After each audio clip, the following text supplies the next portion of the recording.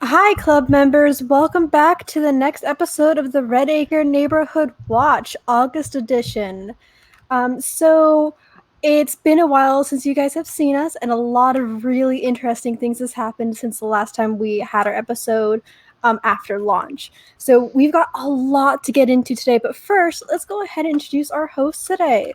We've got it mixed up a little bit here, so let's go ahead and say hello to our camera girl.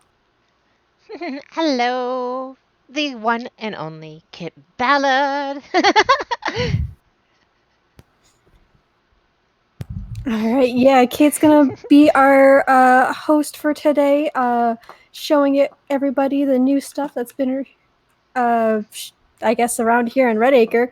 And then we've also got Kyle. Hello. And for our guest host today, we've got Amanes. That's how Amanes. Amanes. Amanis. He's our guest host this month because our Damon of the Month is going to be the Measure Cuts. So who better to have than one of the most outspoken followers that we have in the Discord. So this is going to be a really exciting episode. So let's go ahead, get on out there into the town, and we will start recapping things since the last episode. Oh, indeed. There's been so much. Like, Oh holy crap. my.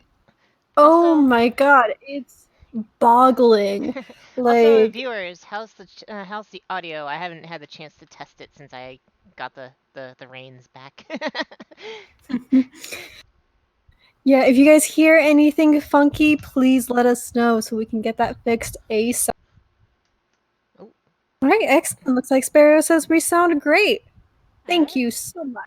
Oh, oops, I forgot to turn something back on. So give me just a Oh second. no. And there we go. Oh, well, there goes that body. I don't see anybody. This starts well. You're right. Here, let me go ahead and this body that doesn't exist, let me just go ahead and handle this real quick. It's fine. It's good. But yes, so since the last episode of the Red Acre Neighborhood Watch, that was just after launch.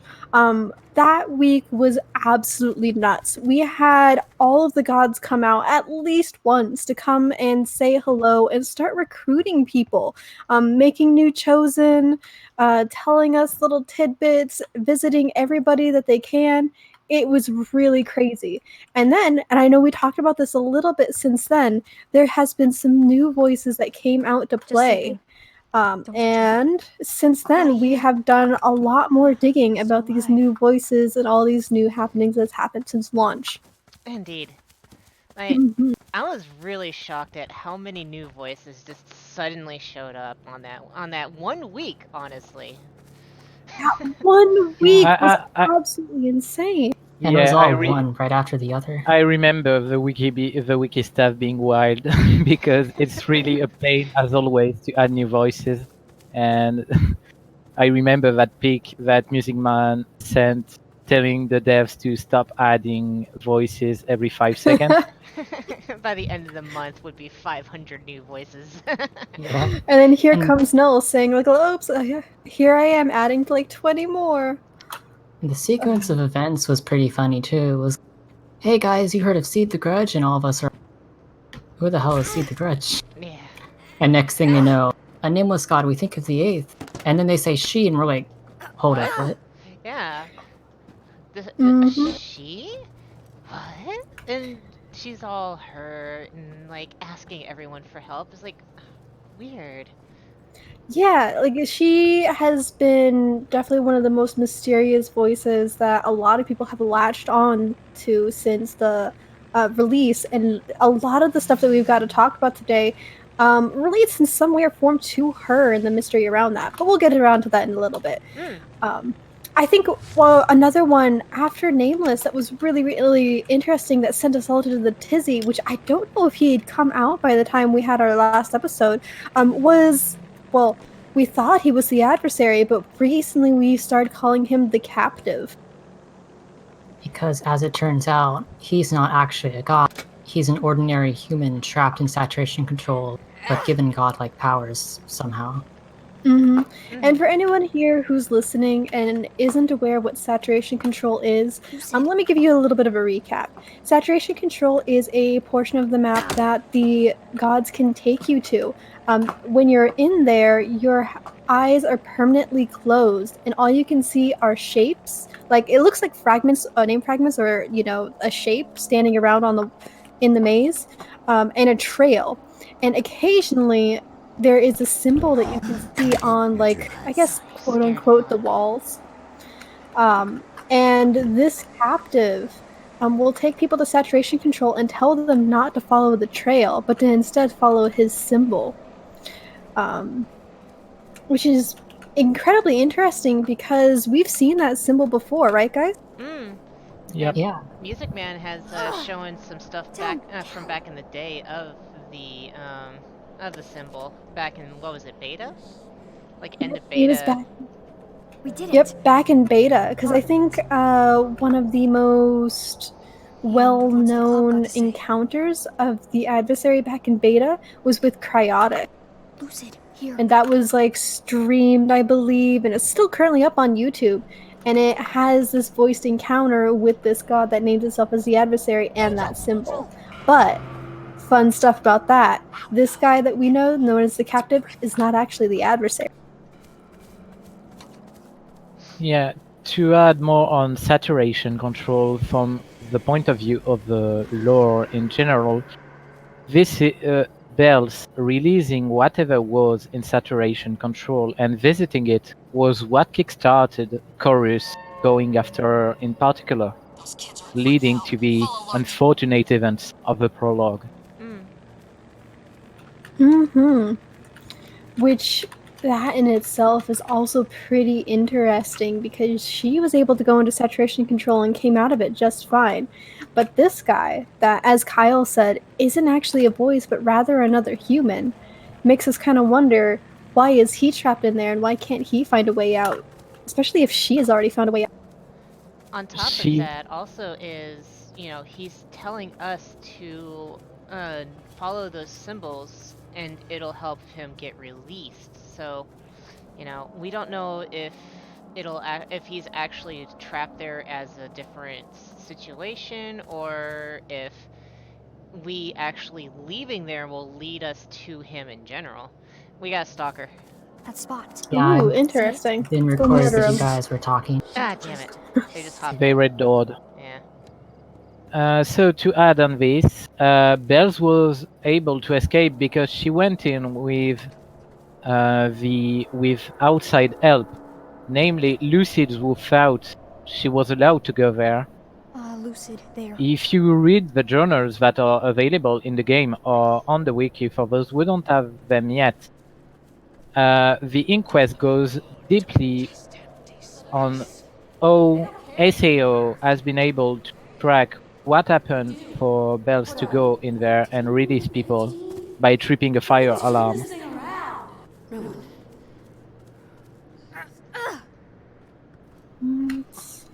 Oh, so And she also- tripped a fire alarm. That's interesting. Yes, basically the Lucid was there that night knew Belle's mother was a Lucid, so he let her in. You can actually see in the inquest the not amusement of ACO at the thought. Like they said, so you thought they would let her in saturation control of all places, and inside of it, she was kinda stressed apparently from the audio that we got, from the transcription of the audio that we got, and then she tripped a fire alarm and several footsteps were heard.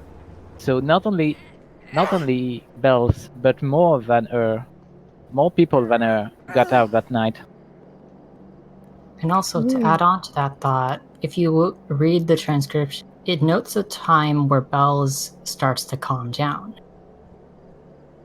And I believe from one of the captive's interactions, he stated that he knew. So it's possible that he had something to do with Bells suddenly stopping panicking. Oh yeah, but yeah, that's a good point. just Actually, I wonder I wonder if Bells may have talked to this captive before. Maybe he's just been sitting on, like, the fact that he could do this for a very long time. And potentially, what if he was the one that she was trying to let out? And then she maybe just let out the wrong thing.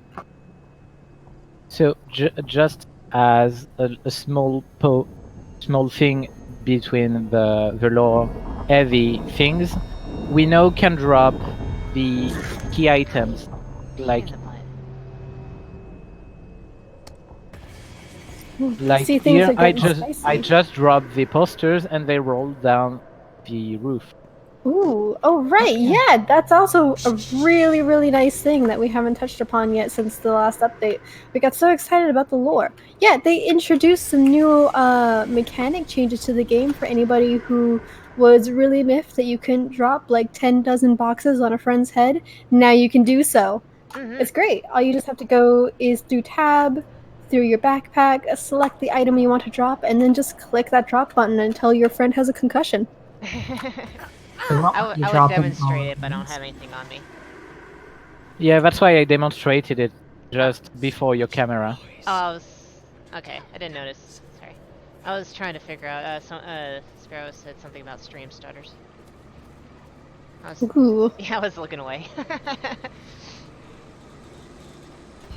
Yeah, Space Kitsune Riss. I hope I didn't mingle that. Yeah, it's fantastic that you can drop the items now. It's a huge help. That means you don't have to run around the map and wait for your friend to go pick up, like, the audio bugs. You can just bring them straight to them. Or if, you have all of the posters or the yard signs and you have the shape on you and you can't get to the yard signs because there's like 5 lucids and the shape right there, don't worry, someone else has got you. Stalker was last seen at 9:18. Let's go take a look. Let's go take a look at the stalker. They probably fled already. I saw the stalker, but they disappeared. Yeah. Yeah. Reese. Oh no. But yeah, so let's see, where were we on the captive?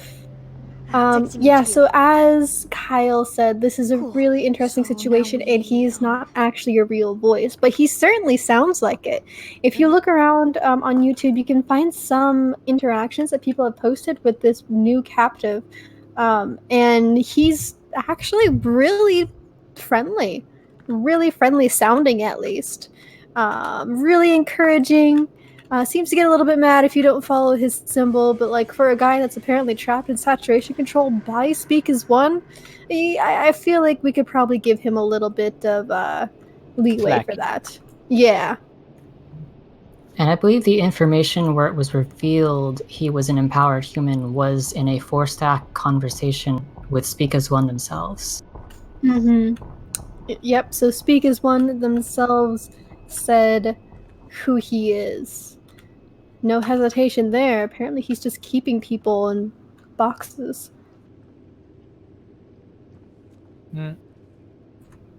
So let's... Oh, go on. Yeah, about the new voices, we had new info on Sid the Grudge.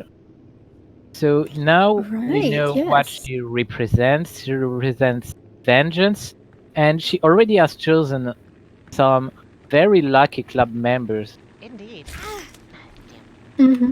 She has picked some chosen among the general population, and she's already started telling people to start gathering recruits for a war, which is incredibly interesting, I'm not gonna lie, because what is she trying to war against? Do you guys have any theories on that?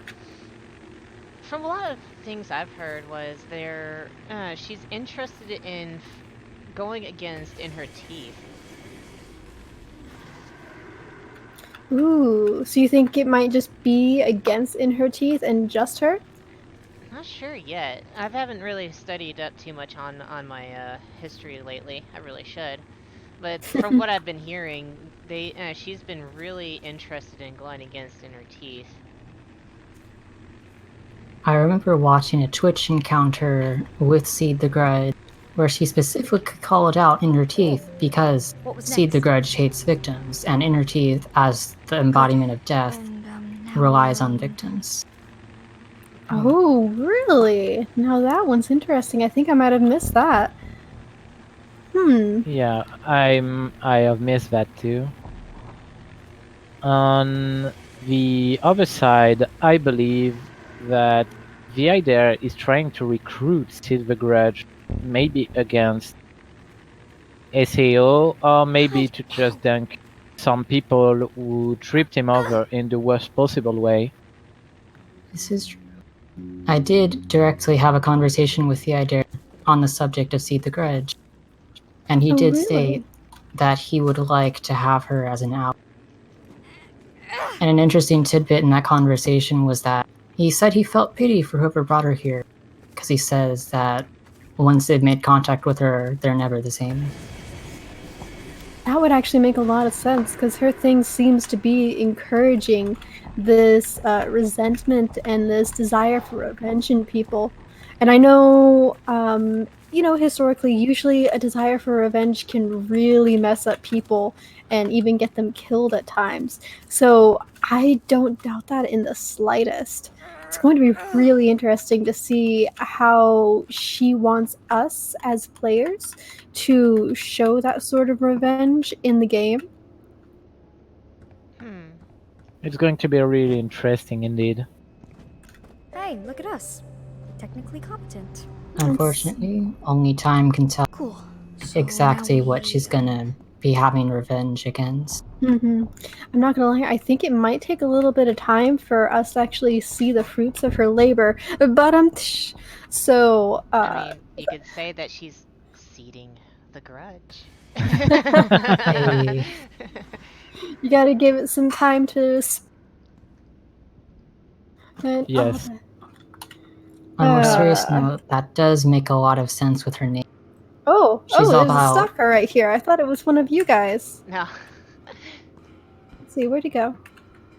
As a little side note, before we move on to a more serious and pressing topic, I just wanted to say for that if you see an interaction, if you have an interaction with a god, you can talk to people in spoilers and speculations in the Discord, of course, but you can also release a transcript or a video of your interaction and talk with someone on the wiki or go to the wiki interaction sandbox so you can get those for the general public to see.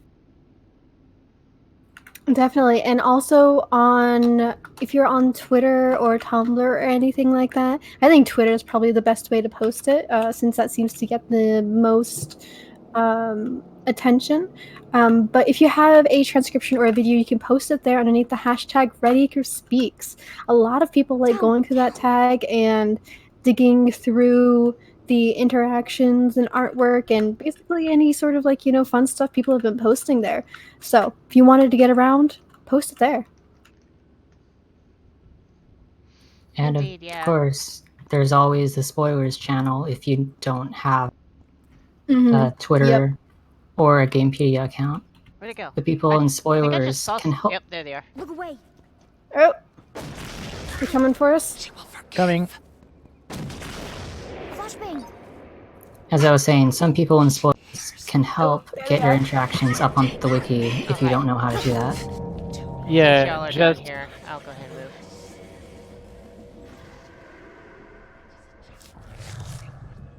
Did I get him with the flash? she got in. The stalker got in 919. Ooh. Out the back.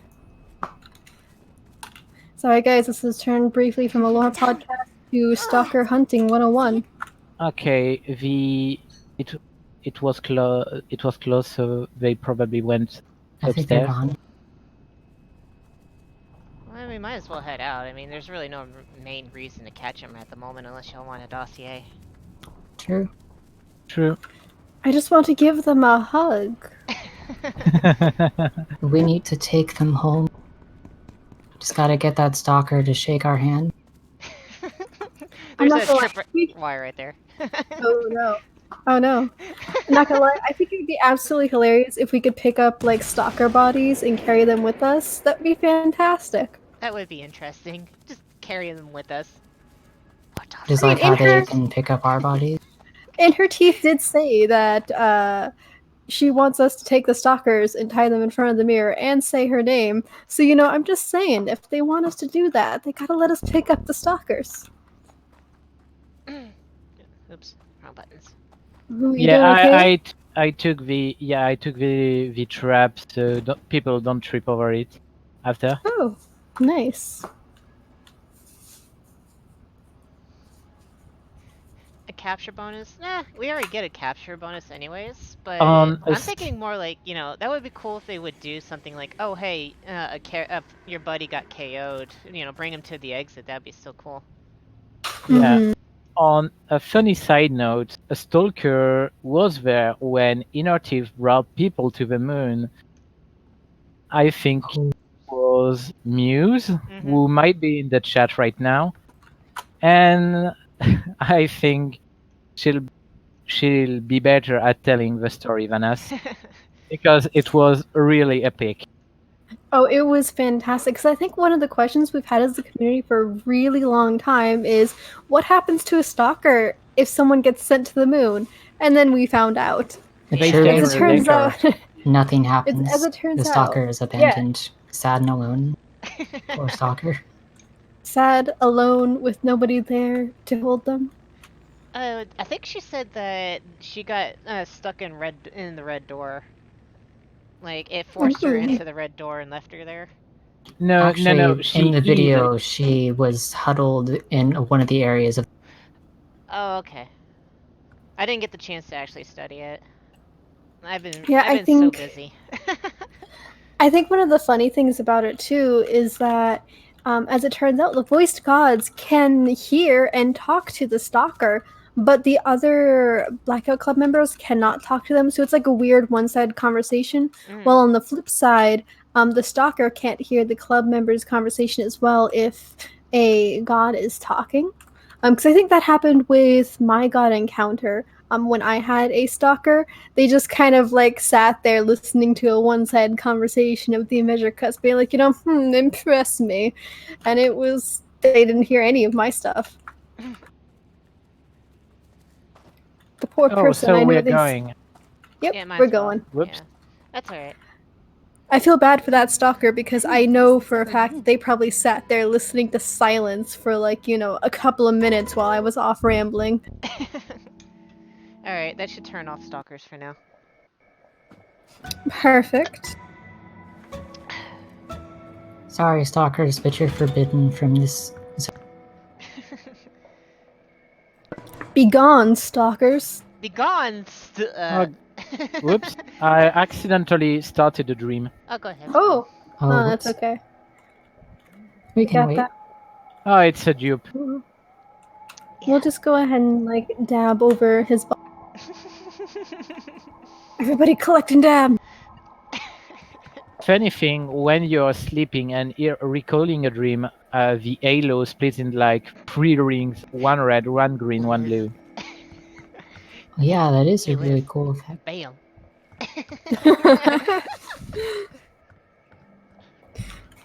Liz said no dabbing, so therefore we must all dab. Alright, you all dab, so I'm trashing your cans. No, my cans. No, my cans. Oh, I'm Jesus. ready. Why did Ready. that explode? You guys ready? Oh God, you okay? Yeah, I went and grabbed another can of soda and just exploded on me for some weird reason. Oh no. Liz. no. It's time for you to feel the sticky evil of soda all over your fingers. Oh yeah, also we got a lot in the emotes game, and now I can't have all of them anymore, and I'm sad because Yeah, I know, they're all cool. Yeah, I think they should go back and update the older emotes since they have a new animator. Because all the new ones are amazing. And some of the older ones kind of could use a little more touches. More love. A little bit of pizzazz. Yeah. Just Okay. some polish. Like, So if we like go ahead. Blow Kiss. The hand is so stiff. So You know everyone, what I want? Oh, go on. if we go offline, it's because we have been banned from the game by Lies. So if we go offline, blame Lies, please, or Oh us. no. Everything is Liz's fault, everybody. Please don't ban us. We did nothing wrong. I mean, you say we did nothing wrong, but where's Kit? Where's Kit? Hi? Oh, there you are. Okay, here, hold still for a hot second here. Hey, Liz. Hey, Liz. Bam. This is specifically dedicated for Liz. Oh god, there's a sleeper. Oh. Fired. Banned. Oh no. My hubris. My hubris. So, Okay. didn't we learn a few other things recently about things like the shape and a few other tidbits about like the eighth daemon, see the grudge and that whatnot? Let's see. I think with the eighth god, we've had a couple of dreams from him, but they seem to pretty much follow the same things that we have already speculated about him for a while, which is really interesting. I mean, I like that, like, double down on who he is as a person. Let's see. Seed the Grudge. I think we pretty much touched upon most of the new things we've talked about Seed the Grudge. The Captive as well.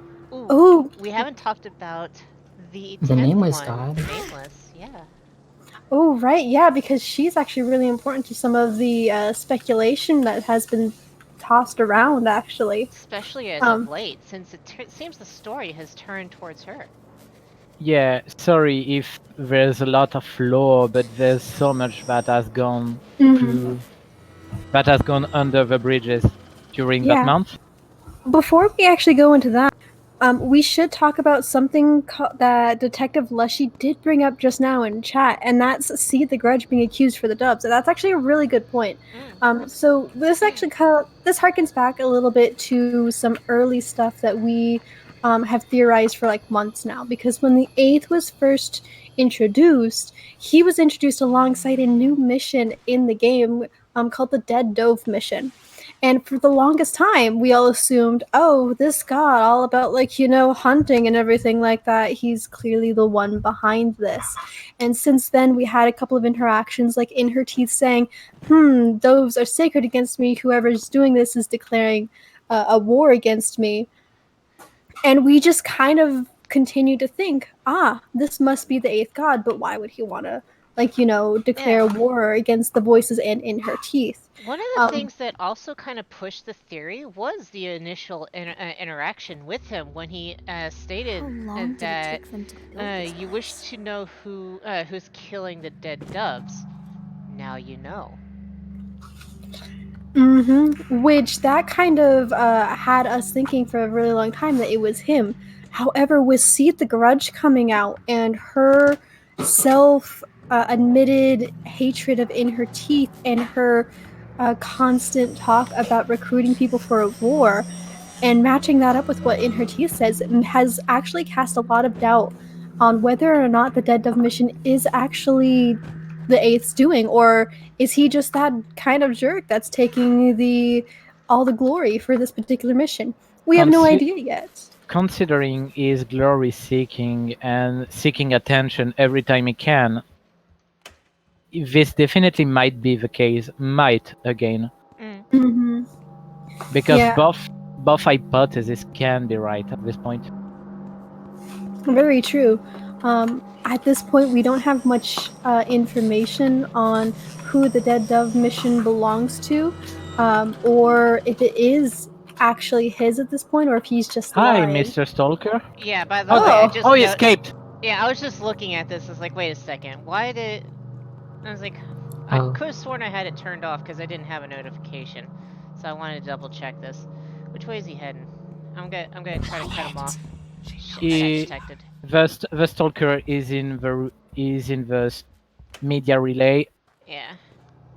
I will just scare him with my unstoppable. The Stalker's wobbling and trolling me. Oh, well, wobble back. Maybe he's friendly. So I'm following them through the whole thing. Shoot. I accidentally alerted half the sleepers population of Red Acre.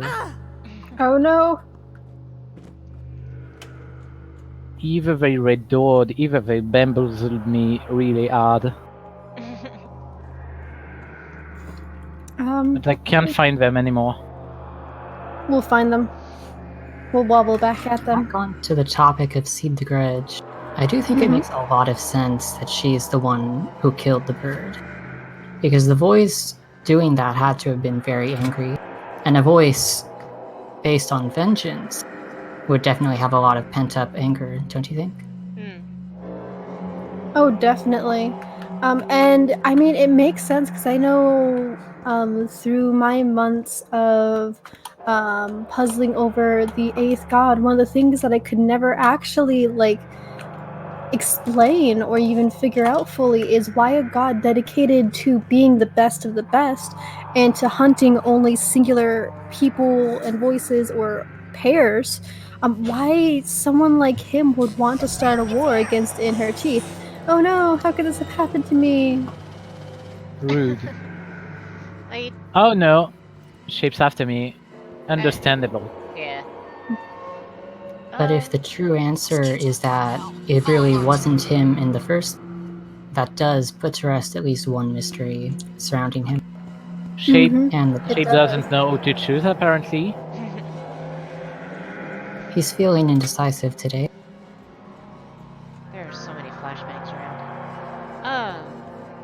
Yeah, like she does seem very interesting, and I would love to actually get into a meeting with her, because never know. I mean, I would like to learn more about her, kind of thing.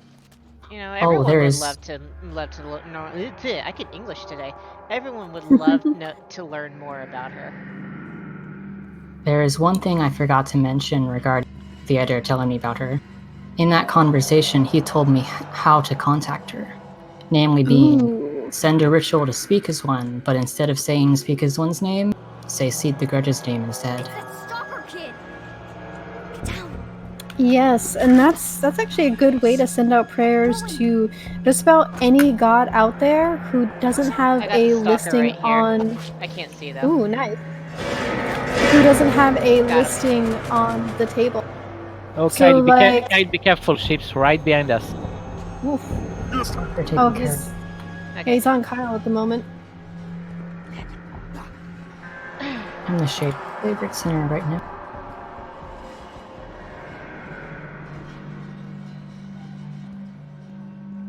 Alright. Oh my goodness, there's so much stuff going on right here. I know, it's so busy. I'm like watching from over here. I'm like, oh, Jesus Christ. Hold on. I got this. Let's get some bodies made. Yeah. Two of them. Oh, sleepers behind you. Oh, whoa, God, hello. it's a fucking wild herd of sleepers. Wow, where is everything coming from? Just sleeping. And a triple kill. Let's just get out of here. Guess it's a good thing I escaped. Oh, I need a bandage. Oh. No! Good How God. could this have happened to me? Oh shit, oh shit, oh shit. Oh my goodness. Fuck you in particular. That was a lot of sleepers. There's just this mass pile of bodies at the entrance to the plexus. What a shame we don't have a stalker anymore. This would have been heaven for them. Oh my goodness. What they have? Bandage and noisemaker. Anyways. So Oh to answer. Oh no. I'm My getting out of lack here of so I can hear. stamina. So to Joker, who's in the chat, says, yeah, I've been contacted as a group and they only talk to someone. Yes, that's what they do. They usually come for someone in particular, or maybe two people, and they will sometimes not even acknowledge the other persons. It is definitely not that uncommon. There are some circumstances where they come for everyone in the group, but that's a lot more rare than them just popping in for one person in. Like, I had the Adair show up one time and just completely focus on one player, which is always it's an okay thing to have happen. Like, they can get their private conversation going without an interruption and whatnot, and it's always respectful to do something like that. It's like, let them talk, kind of thing. Definitely. Like, I think I had a conversation with the Adair last night, and he talked almost exclusively to one person, and I, like, chimed in a little bit because, like, fun discussions together as a team, but they got all the answers. Until, of course, I messed up, and I said speak as one's name, and then everything was cut short. The only word on your screen, run. Pro tip, if the editor is in game, don't say SEO's actual name, or he'll run away. Yeah, he will book it. Yeah, I tend to stop using SAO's name anymore. No, you did not just hear. I got one. I try to avoid too. On a side note, for the next topic, that we've not even got to the main dish of Galore yet. This is how big it gets this month. Ooh, yes. To plug it, I had one of the earliest conversation with the idea on this topic, and basically they only spoke to me and didn't even acknowledge or contact the others. Also, as Liz mentioned in the chat, the idea specifically is in a position right now where he can only talk to one person at a time, and only in response to lights. Even before that, they did that because that was before the incident that we'll talk later about. Ooh, yes, the incident. Dun dun dun. Which also still ties into our name list that we keep getting sidetracked from. Poor girl.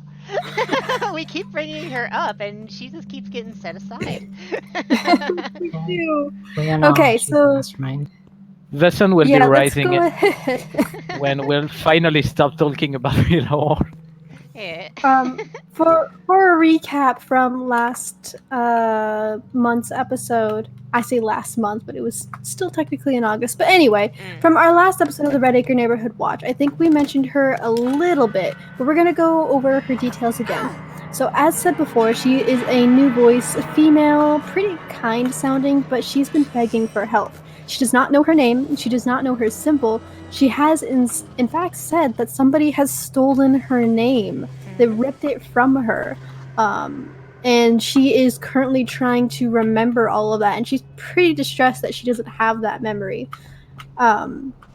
So a lot of people have been looking to help her since then, trying to find her name, trying to find her symbol, because there were conversations, if I can English tonight, that her symbol exists somewhere in Red Acre. So of course that has sent people onto a wild scavenger hunt looking for everything that we can.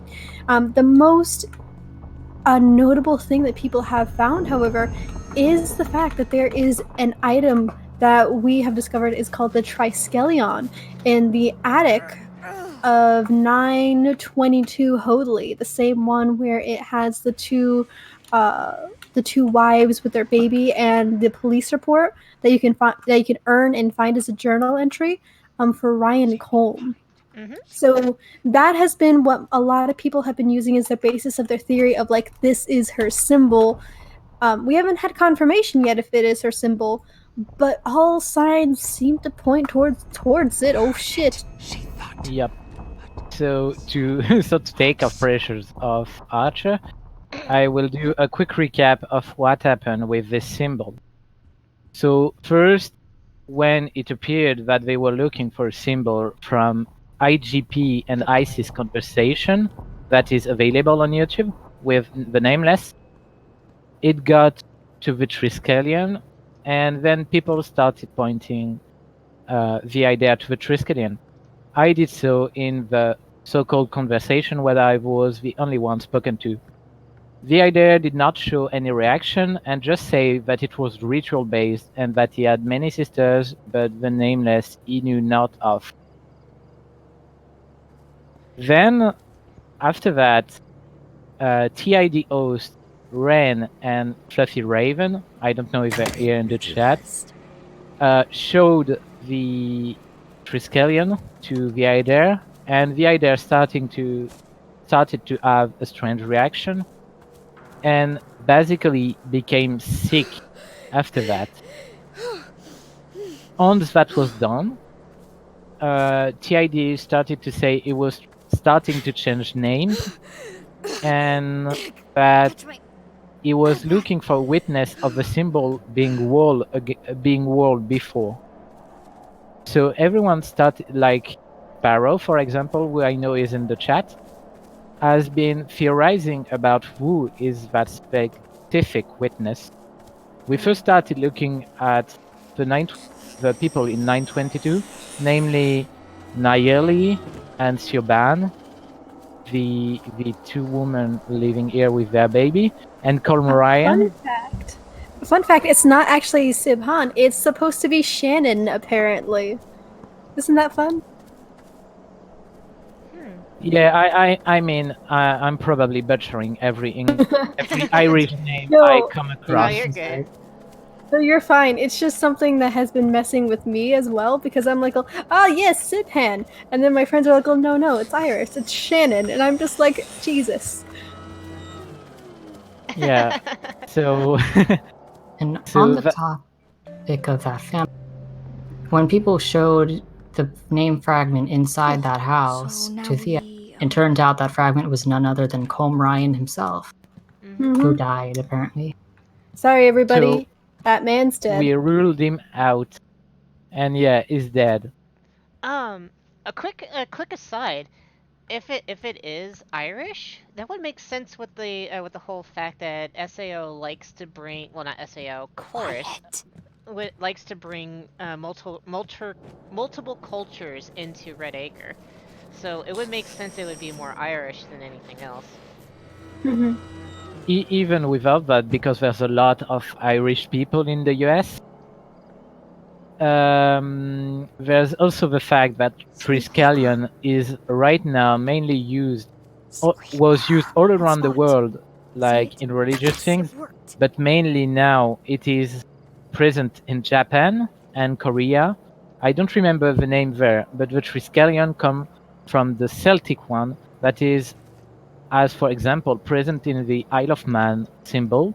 So for those who don't know, the Isle of Man is just an island in the United Kingdom who has a Triskelion as its symbol. And it really looks like the Triskelion we've seen in 922. And to answer a question from the chat, Space Kitsune, yes, all the name fragments are in fact dead people. It is actually a unique mechanic, according to the idea, that's unique to him. How Speak as One has their watchers, where they, let's see, sorry. Speak as One has their watchers, who are also dead people, by the way. The fragments are to the idea as the watchers are to Speak as One. They're not quite the same, because they run off of different mechanics, but anytime a host of the idea dies, they leave behind one of these stains that are full of memories. Unlike Speak as One, however, the idea's host can choose what memories they want to leave behind when they die.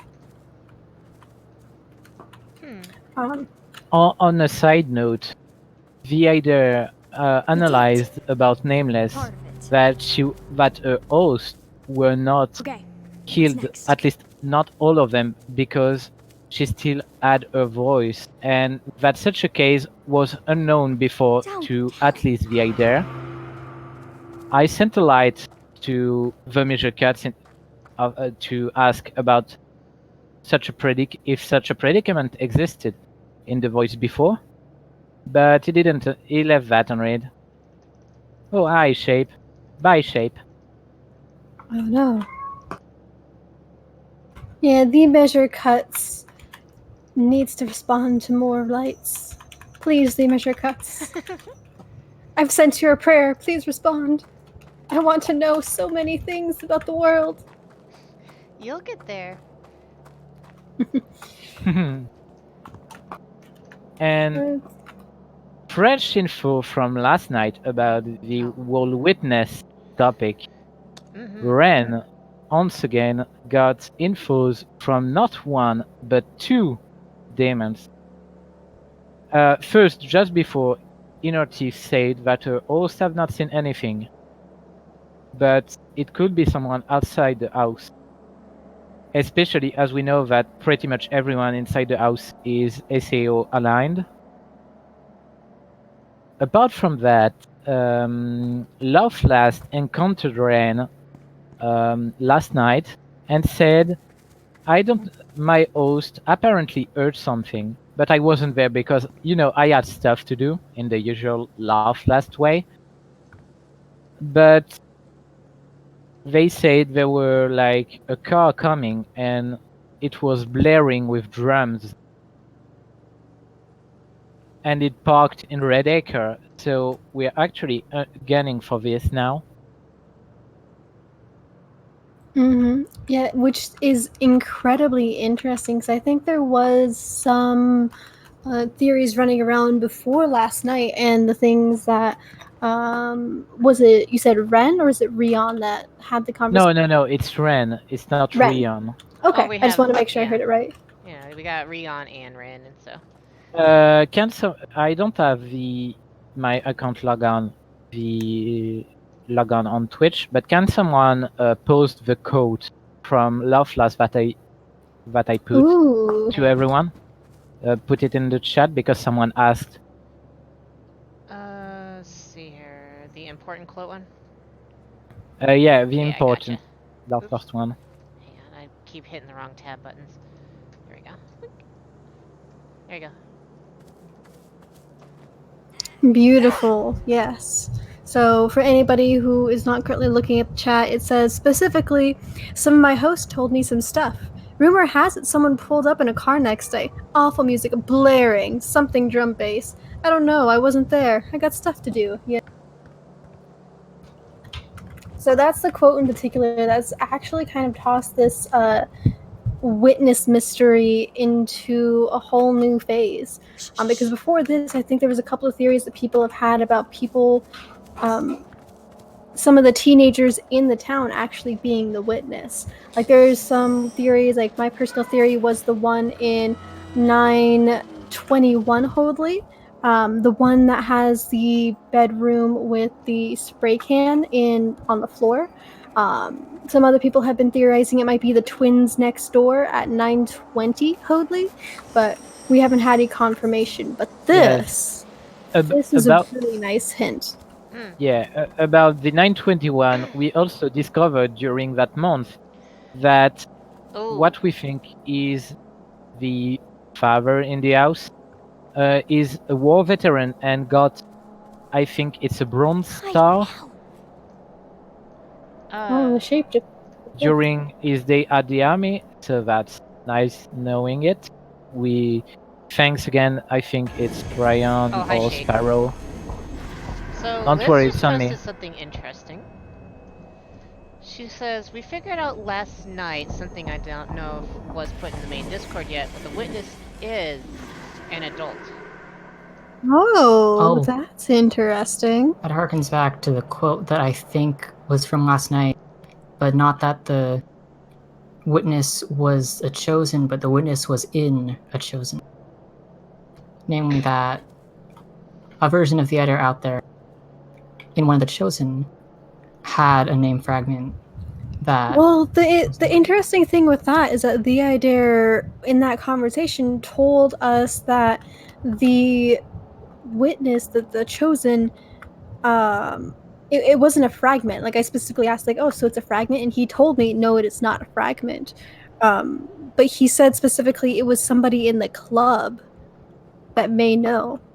Oh, so they're in the club, but they're also an adult, which makes some very interesting. I don't know how to. Let's see, Liz is currently talking. No, I don't think they're in the club. What do you think then, Liz, about what the Eder said? Oh, hi, Shape. Oh, you think Bye, someone everyone. in the club knows? Pain in the ass. But we haven't figured out who knows and who it is. Okay, interesting. I will have to at a later point because I think that conversation with the idea is still getting transcribed, unfortunately, because for some reason my video of it is being extremely difficult and won't upload. We'll have to double check and re-reference some things then and see what's going on with that. Huh. I'll be right back. The camera will be sitting still because I'm actually trying to get the chat actually recorded in stream, so I have to goof with my OBS a little bit. No problem, no problem. While you sit there, I'm going to come and give a little bit of visual comedy. I mean, I'm making the shape run laps if you've paid attention to that. Basically, I'm just going into the tunnel, going into the other house, coming back here, go down in the bunker, and come back, doing another lap. Let's see here. Where is the login? Dance, do a little dance, spread a little love. Get down tonight. So on a side note, I'm calling it now. That's weird that the twins are heavily monitored like Okay, this. I think I found because it, but I'm not gonna use it right now. Just in case. Because like they got a whole thing after them, like a whole journal just dedicated about their possessions. And there's also the fact that one of the part of the maze that I'm standing in right now, squatting away from the shape, is called 920 observation. Ooh, yeah. Hey. We still don't know why those twins are being observed. I do have a very minor theory as to why they're being observed, but no evidence to back it up yet. But I tell us the think theory. they might actually be who Speak as One has in mind for the next voice. Ooh, like if you think about interesting. it, they're both twins. Yeah. They're both the same age. One guy, one girl. That's pretty good. No theory. solid evidence yet, but that's one possibility. That is actually a really good theory, and that would explain why they're trying to observe them, but also why they're trying to collect their possessions. Although I would wonder, though, whether or not they would want somebody to be their voice who might be more dedicated to their cause. Because I know in a conversation, a very, very brief one, with Speak as One, they did say that they demand absolute loyalty. And these twins from the observation log that you can unlock during missions, it does seem to state that they're currently trying to gather their possessions to, I don't know, more tailor the song to them, because they want their DNA, they want their workout playlist, they want their house keys, they want everything about them to know more about them. So if they're not already part of the song, where, you know, it doesn't matter what you have hidden as a secret, the song is going to know about it. So I don't know. It's an interesting theory. I definitely like it. But I think there's more questions. You could probably also more edge case it towards the fact that instead of trying to steal their possessions, probably trying to I'm going to need help. Quiet. What's up? Oh, no. no. I was gonna say Thanks. he's gonna get dangled. Oh. My personal thoughts on this is they're not actually trying to steal their possessions to do anything. They're probably trying to learn them so they can actually tailor the song more towards their ideals.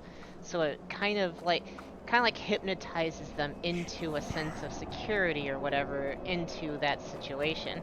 Like, a lot of my theories about SAOs has always been like hypnotics and subtle changes in stuff.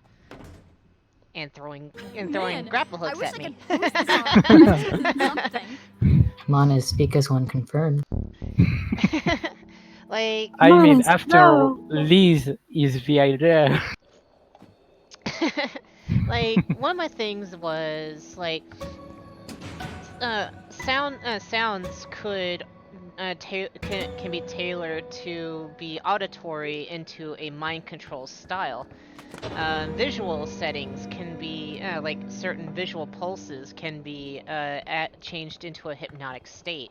Smells can sensualize different stimulants to give you either a hypnotic state or even reconfigure your memories. Come on. Before I lose my Brainwashing, yes. nerve.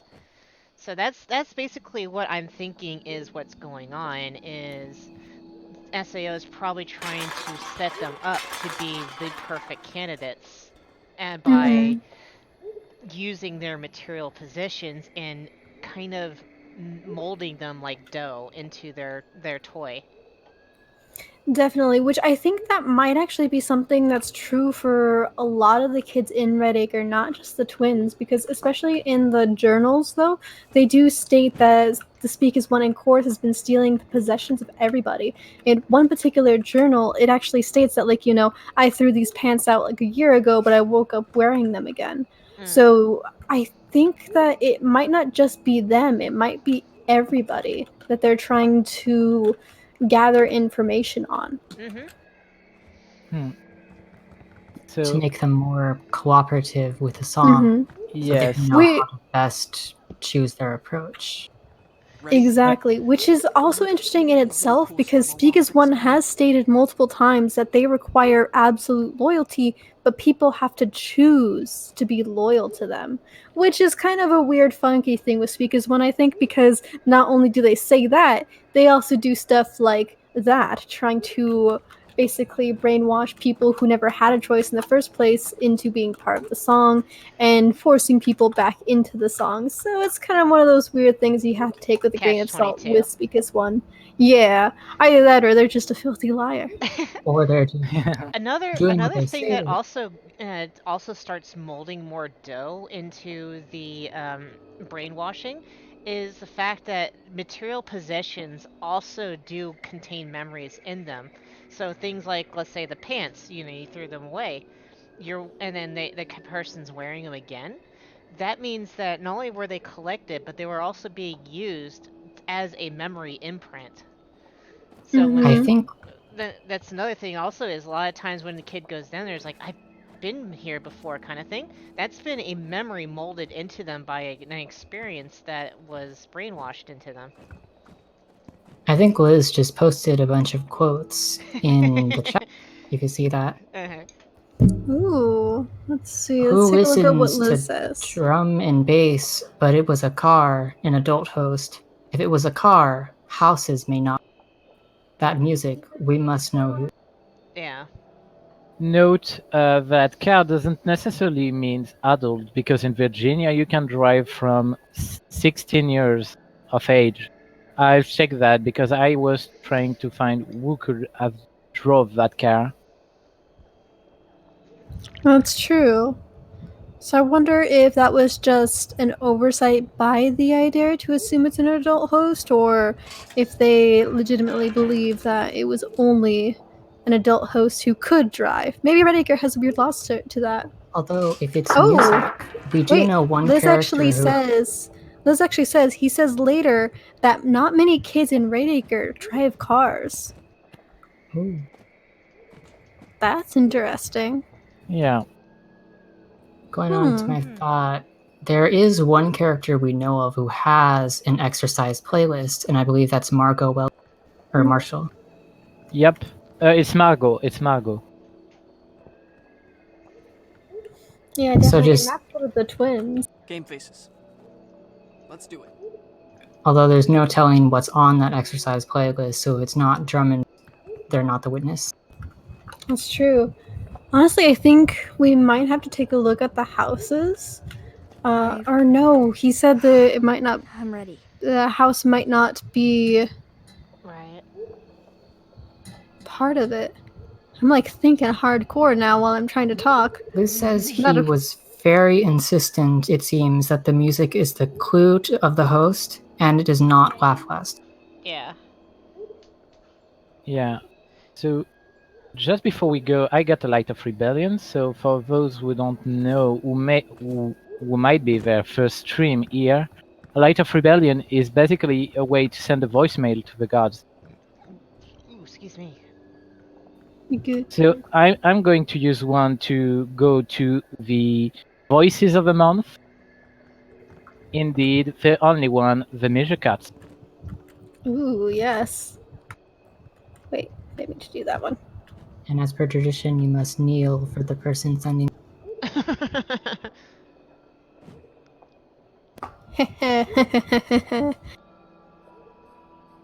I usually stand in the middle, but yeah, kneeling works too. Mhm. So let's go on with the prayer of the ritual itself.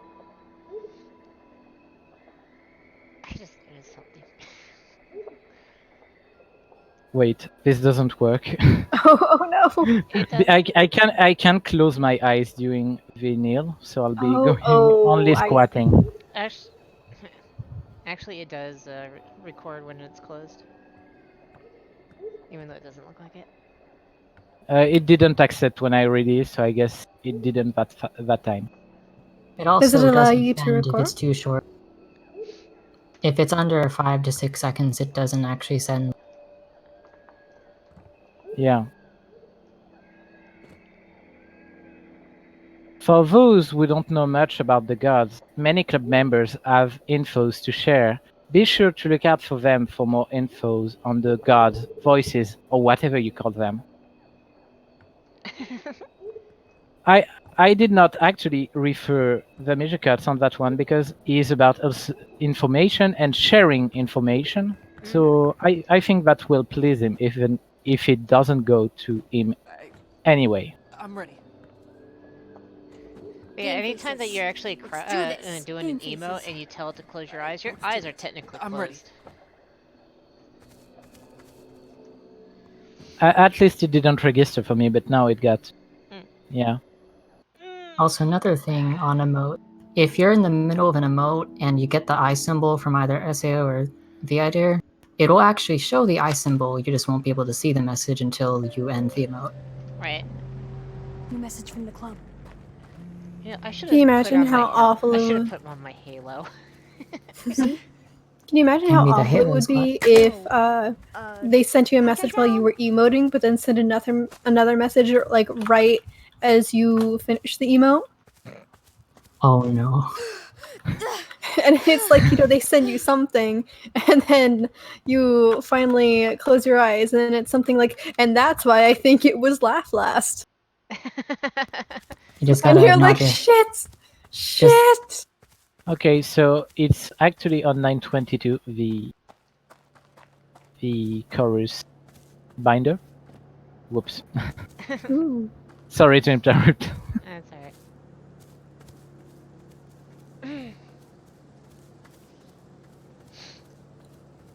A soft crunching of tween ankles breaking in the distance. Yeah. Oh, shit. Oh no. How could this have happened to me? I'm just getting ready to turn it off, all of a sudden zap, and like look to the left. Listen, sometimes you just gotta go fast. Yeet. Dude, Oh, skills. I am so sad that I didn't get the chance to save the recording last night. I got a right. personal dream from Laugh Last about my ankle prayer. So I want to go ahead and point this out to everyone. If you send in a lore, don't think it got ignored. They do hold on to these things. They do. So They listen to all of them. yeah, my very first lore I sent out was back in late February, early March. It just now got answered. So don't feel like you got ignored. There's a chance of it still coming in. And Which also, makes me really sad because I think some of my first lore was like, oh, whoa, who's this? Oh no. and Yeah. if the light you send is absolutely ridiculous, don't think they'll ignore that either. As I can say through personal experience, Next. so sometimes they'll go around answering it. Yeah, my first lore was, please grant me ankles of steel so I can stop falling off of roofs and breaking them. If I remember correctly, he goes, I don't know about your ankles, But your size and butts we can work on. And then you said Oh, something Jesus about... Christ. For fuck's sake. He said something about the mirror. I was already Jesus too busy fucking laughing Christ. internally to remember the rest. Oh my god. We need to stop Laugh Last, okay? I'm sorry, everybody here in the Red Acre Neighborhood Watch chat. This is no longer the Red Acre Neighborhood Watch. This is now Kill Laugh Last 2K19, the podcast. Our next episode is going to be our first meeting on how we're going to absolutely slaughter this man and his butt fetish. I mean, he got pretty much bullied with We're Spoder. going to continue bullying him. Laugh Last doesn't get any rights. I honestly hope that becomes public because it was so funny. Oh my goodness, there's a pair of Lucids on the road. What the heckles? See that, Lucid?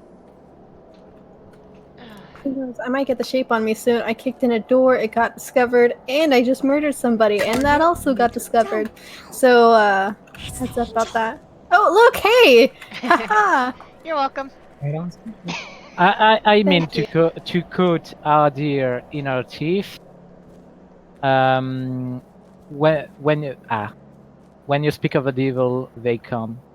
Oh my god, that scared the crap out of me when she did that. Oh, right, yes. The second that's one of us something. said her name, she just like chimed in and was like, hey, I heard y'all were talking about me.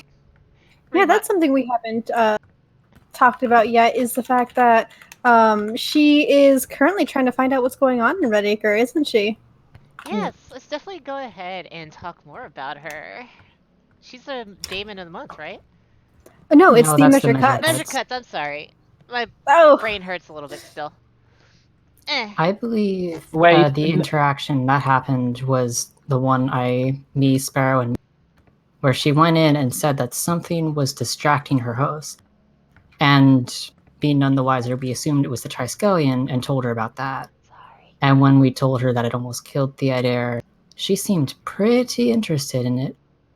And she's been actually really active lately, and she's been selecting a lot of Chosen, which is really, really interesting. Makes us kind of wonder if her and See the Grudge We are did it. gearing up to like face each other off or something like that. Oh hey, Good. And now hide. Ow. Bloody. Ah! yeet! No. Oh my god, leave it. Yeah, on a side note too, now snacks and XP are getting better loot, so the grind is less, so you grind less. Indeed. Like, I almost hit Right. 1,000 snacks yesterday in one mission run. It was crazy. On level 20 missions, I tend to get almost 700 snacks if you get all the evidence. It's Yeah, crazy. I got almost like 2k5 XP one time. Oh god! Oh no! He's beckoning me through the fucking elevator. That is unfair. That is unfair. Yeah, Ah! he could do that. But I'm actually curious on how this war would actually be instigated. Like, yeah, gathering up followers is one thing, but how would it actually end up being? Well- you know how that's gonna end up. That's gonna end up with a lot of dead hosts. I And mean, by hosts, I mean us. I recall Null saying they might be a Red Acre battle royal. That might be. No. I hope not. Everybody That's go. the last thing I I- need is another battle royale. Everybody loves some battle royale. 50 teens enter, 1 pimply teen leaves. And all the gods win. Wait, no. That's not right. Only one god wins, because only one of them will actually get to survive. True enough. I'll take this. I need the sleeper to go away. I'm right by a shaped. Oh! Gotta yeet! Called 100 names. Hang on. Oh! Okay. Alright. One cult to rule them all. Oh god, oh god, oh god, oh god. This has gotten very intense out of nowhere. But that's okay. That's okay. Oh, hi, I'm Sleeper. quick on my feet and very jumpy. Woo! Alright. Let's see. What's some other stuff with the nameless that we haven't touched upon? I haven't heard from her in a while. We have a new host for the idea that got discovered in the fragments. Oh, right, the new fragments. Oh, we've actually got a lot of new fragments. Yeah. Ooh, Kit, we should actually probably showcase where those all are on the street.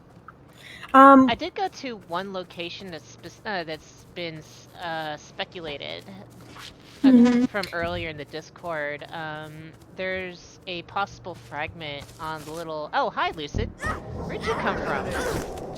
That was weird. You just came running over without me having any sense. Okay. Anyways, on top of a little encampment that's on the log. Yeah. Here, I'll show you again. At least for you. Yeah, I say after this mission is over, we should make a quick circuit around and show off these new locations, which are really interesting because we've got a huge influx of new fragment locations found. That's what I like in the picture. We got a new host. So for those who don't know, the idea sometimes talk about the history of the fragments. And this time, from the new fragments, we got one new host that she's called Swanson. Ooh, yes. Who was a caretaker in the barracks, because for those who don't know, the barracks were used for the homeless, as another host died there. That was also confirmed recruited by Swanson. So basically, Swanson was a caretaker for the homeless in the barracks and recruited people for the idea there. She was transgender and she felt a lot of guilt over Chorus paying her operation. Familiar. And that's why she stayed too long and she died there. Which is very sad. Chorus thought she was too nice and ended up killing her. Woof. Yeah, the idea specifically mentioned she was a really kind soul, an uncommonly kind one. Let's see. There's some questions here in the chat, I think. Let's see. The moon. Yes, the moon being hidden from us. Yes, that actually is confirmed. Sorry. Yes, that is actually been confirmed by a couple of the gods. Speak as One has hidden the moon from us. We have no idea why or what it could represent, but I know some gods, like Die For You, is really interested in the moon and wants to bring the moon back. The idea himself has even said that he wants to bring the moon back, but more out of spite, because it's like, the fact that you don't have the moon is just an example of lost agency, that you can't just look up and see whatever you want. So that's pretty interesting. And there's another note in here too about the blacklist rumor. Yeah, which I've not heard of that. We as players cannot say for certain what exactly is on that list, or even if it even exists. This was more of a one-off joke that Nullspeak, one of the developers, has put into the main Discord about, like, people who break the fourth wall or are rude go on the list. We don't know if that's actually confirmed as something that does exist or if it was just a joke. It was pinned, so I don't think it's really a joke. Yeah. And he's also mentioned it again since then. Oh, Yeah, really? I honestly wouldn't doubt they have some sort of internal list on people that either go, oh, hey, actor name here, or, try to extremely break the fourth wall to try to talk to them or something.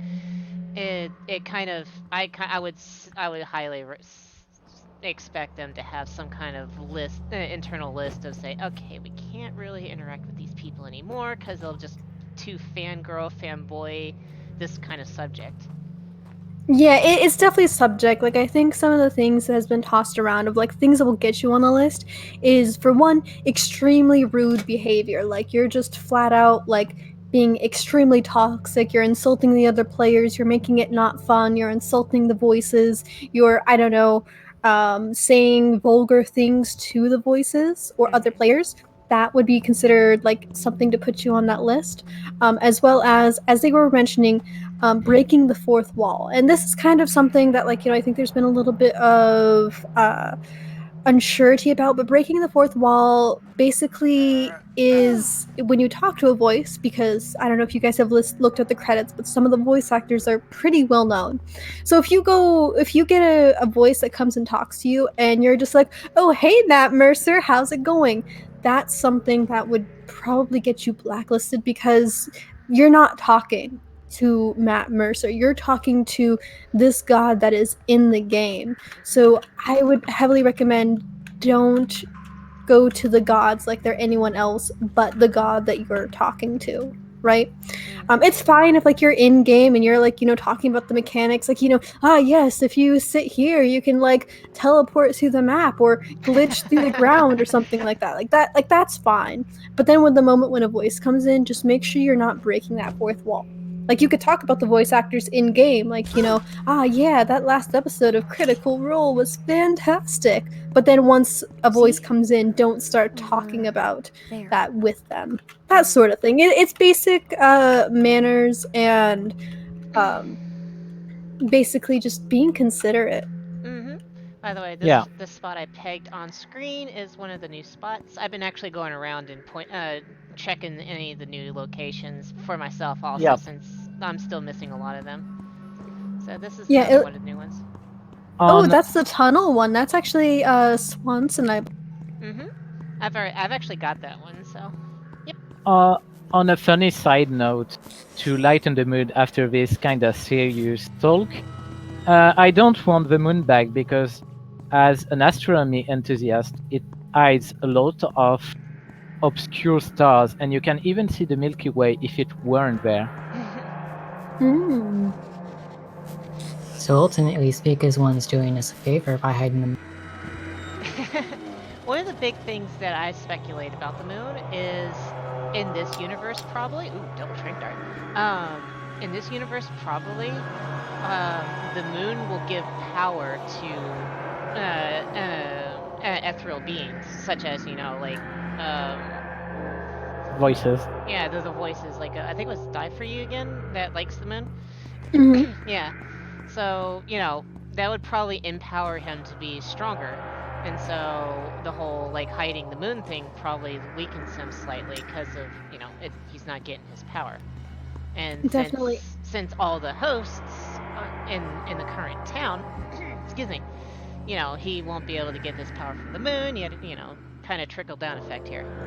Yeah, and since many of the voices grows power from belief, and that many time in the history, moon had goddesses or mythical figures about. It's kinda I mean, it's natural that SAO wants to suppress them. I mean, they can't suppress the sun for obvious reasons, but they can at least suppress the moon. Yeah, and I think another thing that's really interesting about the moon as well, that has been stated multiple times in the past, but for new players who might not be as aware, the moon that we go to during moon visits is not the real moon. It's actually been confirmed as a blackout induced by the voices. Because if we were actually at the moon, we would die, and they don't want us to die. Yeah. Excuse me. Also, on a side note, during an interaction, people, I mean, me too, but people in the spoilers and speculation found that there was like fences on the floor. The chicken wire. The chicken wire. The moon landing was fake to everybody. Yeah, also there was metal scraps at some point. And so, yeah, it does lend credence to this theory.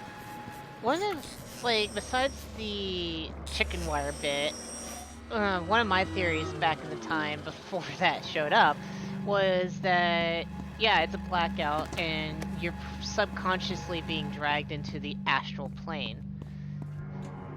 Ooh, That's what was one of that's my little mini interesting. theories, but chicken wire. But chicken wire. But chicken wire.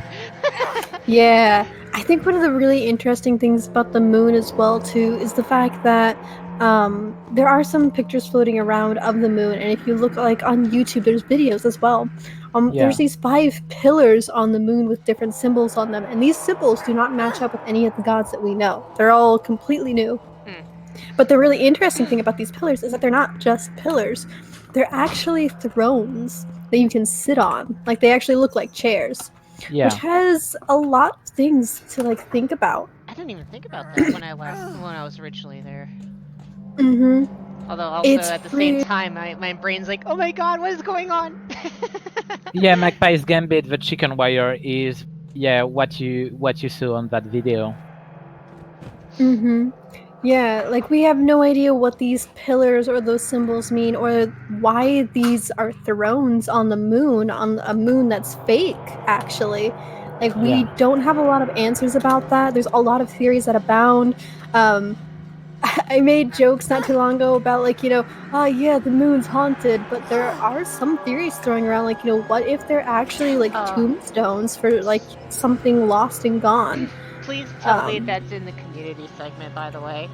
No, I keep forgetting to put all of my artwork into the community segment. That's That's one why of my favorites.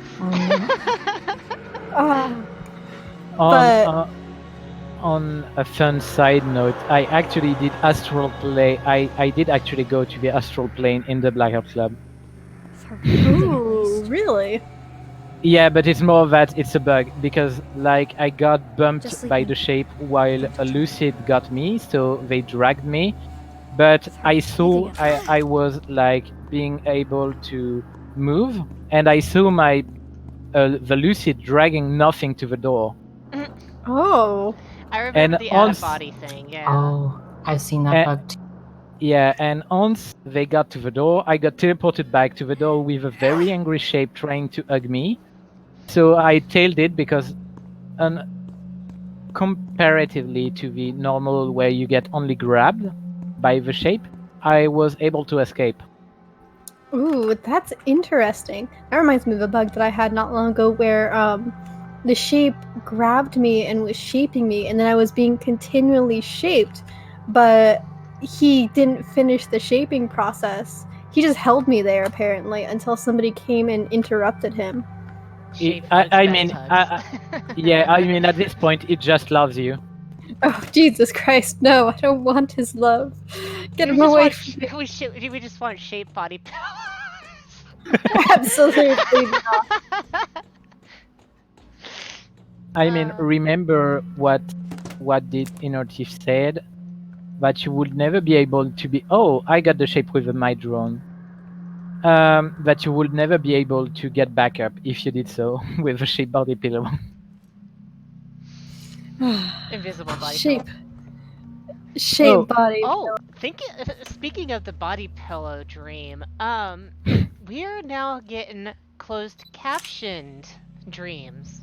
Oh, right. Yes, that's another update that has come since the release, the caption dreams, which for everybody that... Oh my god, my cat. Kit, can you come to my position? Un momento, por favor. I am literally across the map from you. Oh, Jesus, you are. But for anyone who plays this game who might be hard of hearing or has auditory processing issues, good news! We've got closed captioning on only public dreams at this time. Private dreams are unfortunately still uncaptioned because, according to the devs, there are some issues that come with captioning private dreams. It may be something they want to look at later, but for this period of time, we have the public dreams, and that's actually really fantastic because now you don't have to go on a wild goose chase looking for like transcripts or recordings. It's there in the game. And my favorite thing is they brought back the not only the body shape dream, which is I'm so happy they kept, but I just love my favorite one out of all of them is the one kid that goes, "Don't do any creepy shit," and all you hear is laughing. Oh, yeah. That is so The fun. creepy laughing. Don't do no creepy demon shit in Yeah. theaters. How about I do it anyways? What wasn't it labeled as Hunter? I think No, that it was actually, yeah. maybe- Oh, you Adversary. Well, pain in the butt. so something I just wanna showcase. Oh no, it's going teleporting. All right, it's right here. Just come near the shape, kids. Mhm. Here's yeah. my drone. Oh no, I forgot. The drone taser is bugged right now. Just Oh. hit 2 on your keyboard. It'll let you work. Use it. You can Oh. actually Yeah. tase the shape with the drone if you Yeah. time it. You don't need to time it. I mean, you just go run out in the shape. I'll get him to stand Got still it. for a second. Also, someone in the chat was asking about public dreams. Yeah, public dreams, whenever you successfully finish a mission and you have one of those prompts that says, "Would you like to remember your dream?" or something like that. Yeah. Those are the public dreams. Those are actual prayers, quote unquote, sent in from players to the voices, and the voices respond to those. So that's what, you were dreaming, do you want to remember? So that's what we're talking about when we say public dreams. Yes, I'm hoping the last one I had is public because that was so funny. Yeah, I think the devs have stated that Thank you. for all of the private dreams that have been really difficult to hear, because there is currently a small issue with private dreams where some of them might come in a little garbled or really, really quiet, and they want to fix that. It's on their list of things to squash, of bugs to squash. But I know they were talking about yes, I'd like to have those public so that people can hear them again. So who knows? Maybe we'll get lucky. Yeah, the way that the dream was introduced was, well, my lore in general was just a general lore back in the day before we even were able to choose which god to send it to. I just sent it off, no names, and then the way that it was sent back to me sounded like it would be a public, so I'm hoping it's a public. And yes, speaking of that, yeah, it was very, very quiet. I barely heard it on the recording, so I was about to pull it back into my sound recorder to increase its volume, but I forgot to hit the save button. Ready. And on to the you question guys of ready? what private dreams are. Private dreams are personal responses only you will hear in direct response to something you have said in a ritual. You'll get them through one of the sleeping bags in the ritual room, and they will glow the same way objective items in missions do. You can't possibly miss it. It's a really distinct glow. Do public dreams do the same?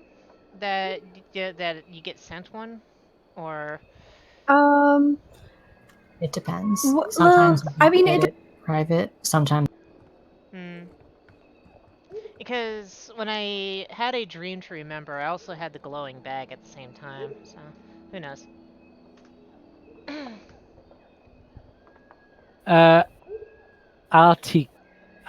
Arctic7. I think I butcher your name, but the drop rate for them is reliant on what badge you have at the end of the mission. If you have many bonus evidence, you'll get a gold badge called Junior Detective, and it will have a much higher rate of dropping Light of Rebellion. And those Lights of Rebellions, when you send those into the gods, those have the possibility. Those have the possibility of having, when you send one out to a god, those have the possibility of giving you a private one. Because sometimes there's 3 ways to get a response from the god. There's the public dreams, which you won't know that is a public dream until you actually hear it after a successful mission. Or you can get a private dream, which is, like we said, the glowing sleeping bag. Or they might drop in personally to come and visit you and respond to your prayer. Which that's actually, I would say, probably a little bit rarer than the other 2. Because especially with the voiced gods, they're definitely an uncommon event to happen. Very fun when they do get them, but it is a little bit hard to get that, while the idea and Speak as One is a little bit easier to get a hold of, and they're also equally fun to talk to, but they're only through text. So if you ever see a big eye blinking on your screen, like, you can't miss it, like literally taking up your entire screen, just close your eyes and you'll be able to have a conversation with one of those gods. But you can either get really, really lucky and get an encounter really, really quickly, or a prayer answered really quickly, or it might take some time. Like Kit said, her answer for her breaks her ankles dream was it took a very long time because she sent her prayer back in the very, very beginning in like February or something like that, January or February, and it only recently got it answered. I know for some of my dreams, I sent like almost 30 plus lights to the measure cuts and did a bunch of like sacrifices to them, and it took me about like 8 months for him to come in and actually visit me. So it's all about patience, luck, and dedication. So I would not count yourself out of the race quite yet, because it's all about how much work you're looking to put into it. Also, by the like, I've clocked in almost 700 hours on this game, and I've only had 2 bag replies so far. Actually, 1 bag reply so far, because that one was my first bag reply from a Light of Rebellion. Well, you had one from Yeah, the Eighth God that was just unprompted. him sending him. Yeah, he was just sending that straight out. That wasn't in reply to anything I sent to him. Yeah, and on conversely, I think I have about 400 hours altogether across 2 accounts that I have. And on this one that I'm currently playing as, I've had a handful of encounters with Speak as One and The I Dare. Only 1 voiced encounter where they actually came for me. The other one was me actually just popping in into like the last 5 seconds, which was very interesting. And about 3 answered sleeping bags. So it definitely does depend a lot on the things that you send and how much time you put into it, and just plain old luck. So just don't get discouraged. Like you will get your interaction even if it takes a little bit of time. I think my first god encounter was almost 300 hours in. So yeah, it's just something that just happens sometimes. This is a very small team. I mean, we're probably in the 2,000-3,000s now of players across 3 systems. So they're gonna have a lot of trouble trying to, adhere to every single person's, either prayer, wants, wishes, that kind of thing. And with all the bugs that definitely came up with the Xbox version at the time, they've been super crunched, and we've been lucky that they've even been able to come along like they have this entire month. Oh yeah, absolutely. Like they're working so hard and they're doing such a great job. Like they are the most responsive team that I have ever seen in crushing out all of these bugs and being communicative with players and working with players to get things fixed. Like they are definitely hardworking, tireless people, and they need a vacation. Yeah, they do need a 2K19 break. question a break. Yeah, they need a break at some time. I was laughing at Joe's response. Yeah. Oh my god. Also, Oh goodness gracious! PG-13, guys. PG-13. This is unacceptable. To add on my input, to add on the inputs, I have 200 hours in the game, and I got my Halo like only recently from a voice encounter that wasn't for me.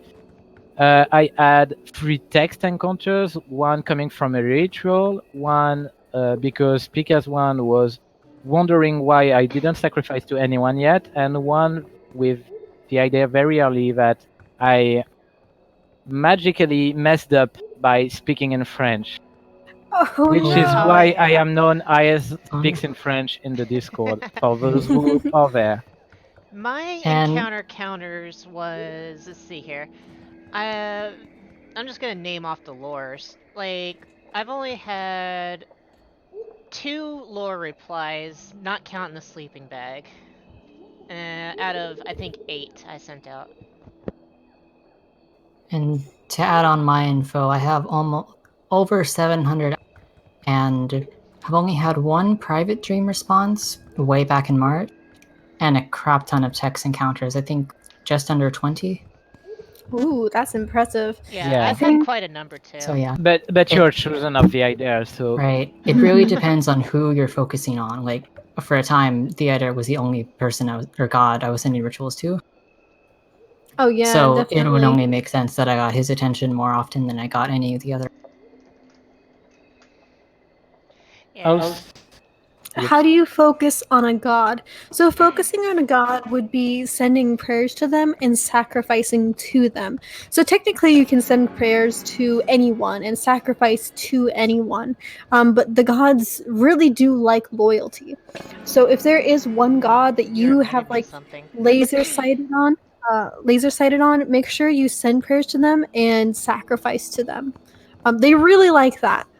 Some gods like Speak as One requires that sort of loyalty, and Speak as One has asked people to not send prayers to other gods because they don't want to give the other gods power. While some of the other gods just don't give a shit. I've sent prayers to pretty much every god on the table and had responses back from both the 8th god and Laugh Last, but this character is a The Measure Cuts follower, hence the shirt, which I think probably pretty soon here we should probably get talking about our beautiful butterfly man here in a bit. But so that's how you would focus on a. Dude, the idea did tell me something interesting the last time he did stop by. That he doesn't really exactly care, but other gods will care about loyalty, and if you do someone clip that. If you do want to switch loyalties to another god, do it once, else they will probably not trust you much anymore. And the last thing to add on to that, if you do switch loyalty, don't be surprised if the god you were following before tries to win you back. Especially if you've sacrificed to them a lot or had, like, say, the vast majority of your gameplay having been following them. Yep. So, like, any further information about, like, the gods or anything like that, definitely feel free to join the main Discord and ask some questions there in the spoilers and speculations. Because I think we've got a lot of players there who are all very vocal and very active and very willing to help, including us. Like, you'll find us, like, hopping around in there answering questions, too. So, if you have any further questions, feel free to go hop in there. Ask around, shop around. We will text dump at you, and we will text dump at you with enthusiasm. Who are you all? Shut up, Liz. You know who we are. I don't know her. I mean, Liz is known for having broken TID, right? It's true. She has murdered the idea in cold blood. I know this because she told me and then showed the video of her murder. Alright, so let's actually talk about our butterfly friend. Yes, the Measure Cuts. Yep, the Measure Cuts is our Daemon of the month. So, he is a really fun god dedicated to precision, science, and bunch of other really fun stuff like hating slang and apparently using your own mouth to vomit because he hates hearing the words out of your mouth. Actually, the slang one is words were a mistake. Actually, the slang one was not him criticizing the slang because he's an elitist. It's more that slang is sometimes imprecise and he hates that. Yeah. When you're being imprecise.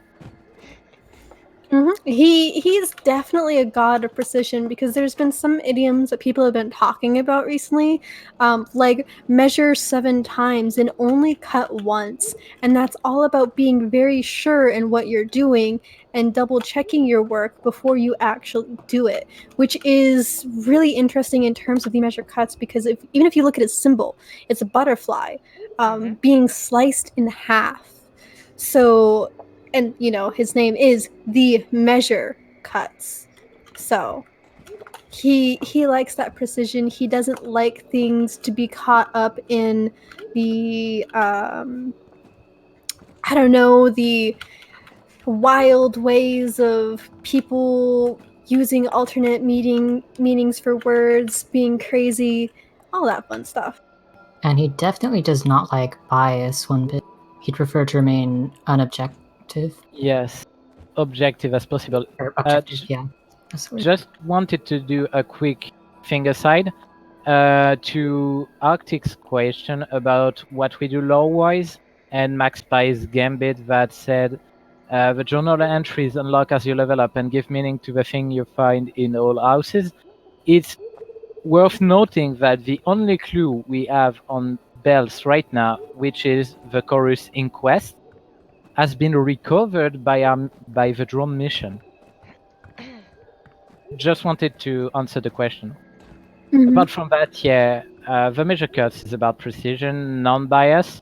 For example, you will never see, for example, he has coughed as the possibility of the voices being evil. Evil is just a point of view.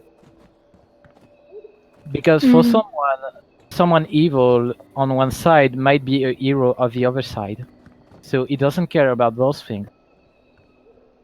However, as much as he tried to remain neutral, he said that SAO forced his hand to act against him. He said so in a dream. Yeah. I think another thing too, especially with I think his relationship with Speak as One is incredibly interesting because there has been confirmations that that the Measure Cuts is one of the voices that actually helped set up this experiment Speak as One has in Redacre. But then at some point, Speak as One just, tossed him out for whatever reason. I say whatever reason, but let's be real here. Speak as One doesn't like to share with people that they don't want part of the song and they don't like other voices. So at some point they were on some good rapport. But it still did not stop them from. Oh, am I stuck? No. It still did not stop them from just completely ousting him. And on top of that, there is also the fact that during some of the public prayers that you can listen to, he has spoken that when the idea was shattered, everybody else stood by, and the idea was always rebelling against everything and always said that there was stuff to rebel against, and then when Speak as One finally shattered him, that perhaps Speak as One finally proved the idea right. Yeah, on the past relationship of the measure cuts, apart from the collaboration that I have a theory on, but I will save it maybe for later on because we've already got a lot of airtime. You can ask it on the Discord. But the idea was in unfriendly terms with the measure cuts before, stating that he started the fire and that the measure cuts recorded how hot were the fires, and that they were not in agreement.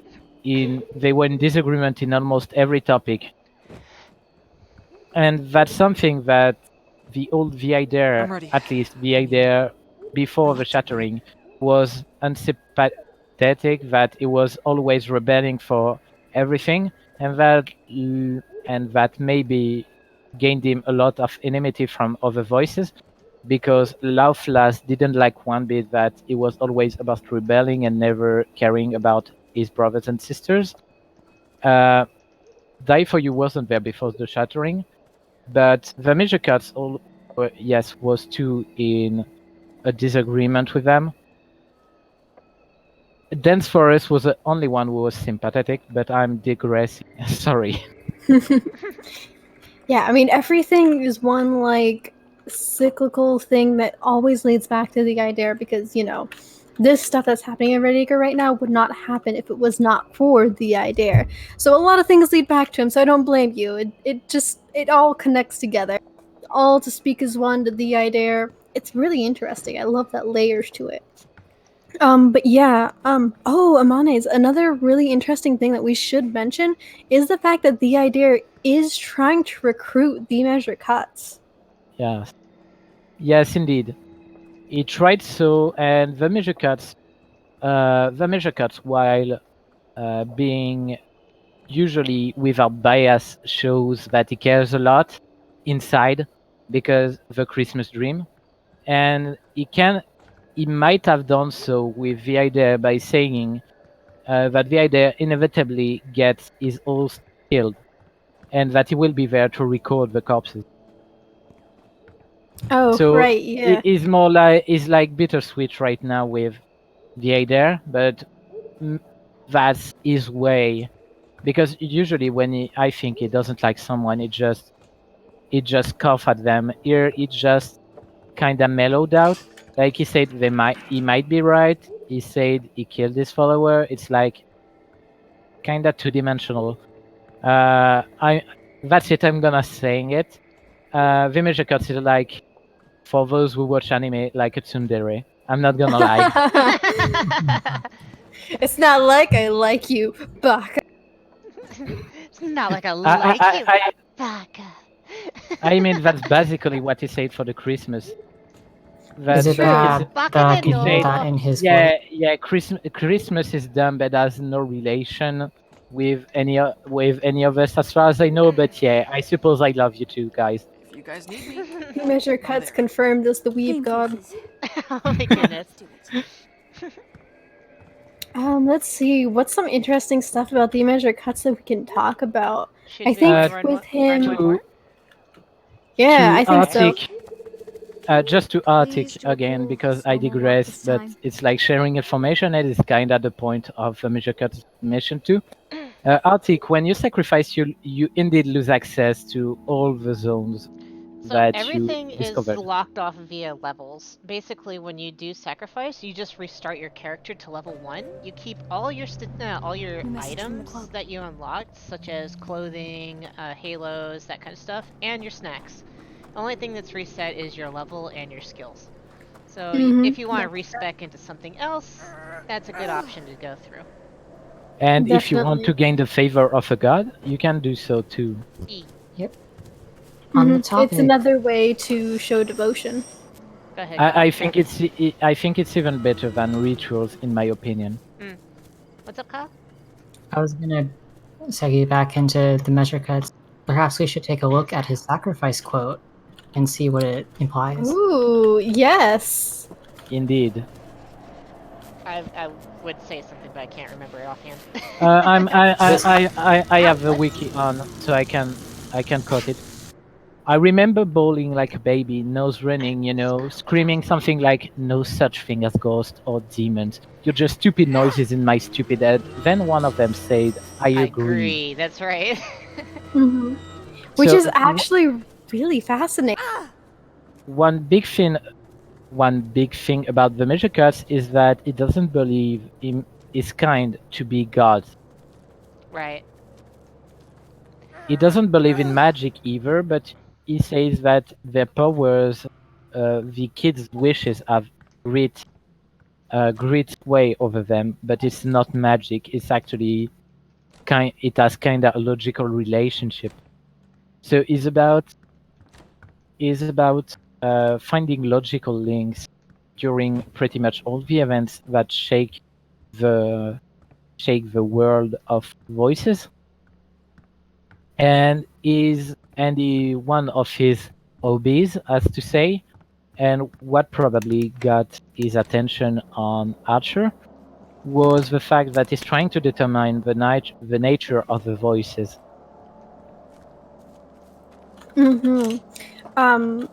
Yeah, and I think in terms of like hosts, for anybody out there who's actually interested in following the Measure Cuts, I would probably say your most important quality to offer to him is your skepticism.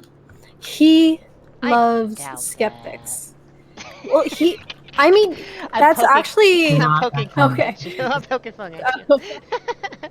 I was, yeah, because like because I was actually recently chosen by the Measure Cuts, or rather my character Archer was, because I like to roleplay, and that's fun for me. But when I was taken to the moon, and the Measure Cuts was saying, well, actually asked me, like, many people want my attention, but not many deserve it, so give me a reason why you deserve it.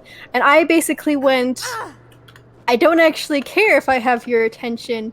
I just want to learn more about this. And he was incredibly happy about that.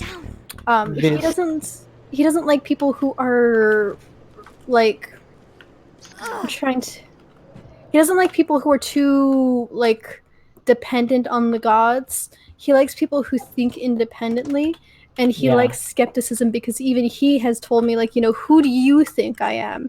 And I basically went, I don't think you're a who, I think you're a thing. And then he really liked that.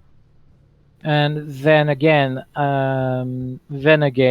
he says it himself. That question is a question for academics and pedants like him. So that's probably how he chooses to his host, probably on this question alone, because he likes to pen. I mean, Cool. as philosophers all around the human time try to determine the human nature of people, and he just basically does that for the voices. Definitely. And one funny thing that I remember is that once I did a whole I won't showcase it here because it has schematics and it's kind of really complicated, but I did basically an essay on how the voices were actually a collective, the collective sway of their host with a sentience. So for me, it's a woo, but again, it's debatable, and we can debate for hours to no end. Why did you whoa? Sorry, it was the way that you said who.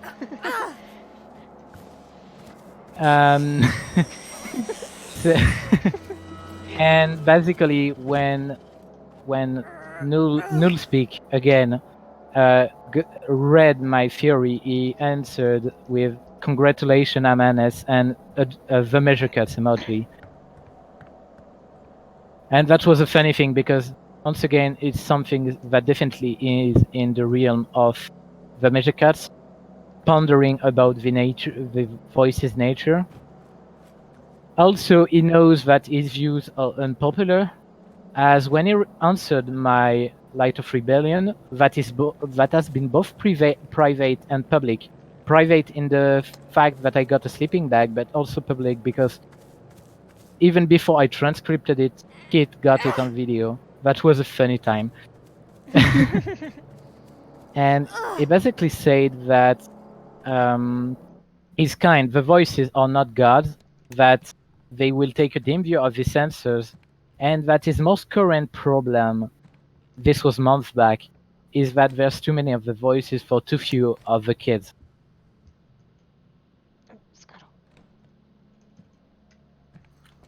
Yeah, which is all... Oh, Jesus. Oh, no. Oh, no.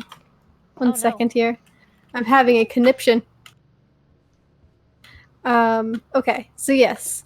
Yeah, and I think that's even, like, further, like, what's the word? Further emphasized by the fact that the Magic Cuts has talked about his current host, and his current host is a male scientist who studied the voices, and he specifically asked that he did not want the Measure Cuts to host him until he was done with his research, because he did not want any bias in his research. And the Measure Cuts was actually incredibly impressed by this and respected his wishes that he did not want to be hosted until, his last day research of was his done. life. Mm-hmm. No, it's the last day of his life. I remember the dream, and it's definitely the last day of his life, not the end of his research. Ooh, yeah. So last day of his life. And the Measure Cuts was more than happy to go. He called him a genius and said that he died in obscurity.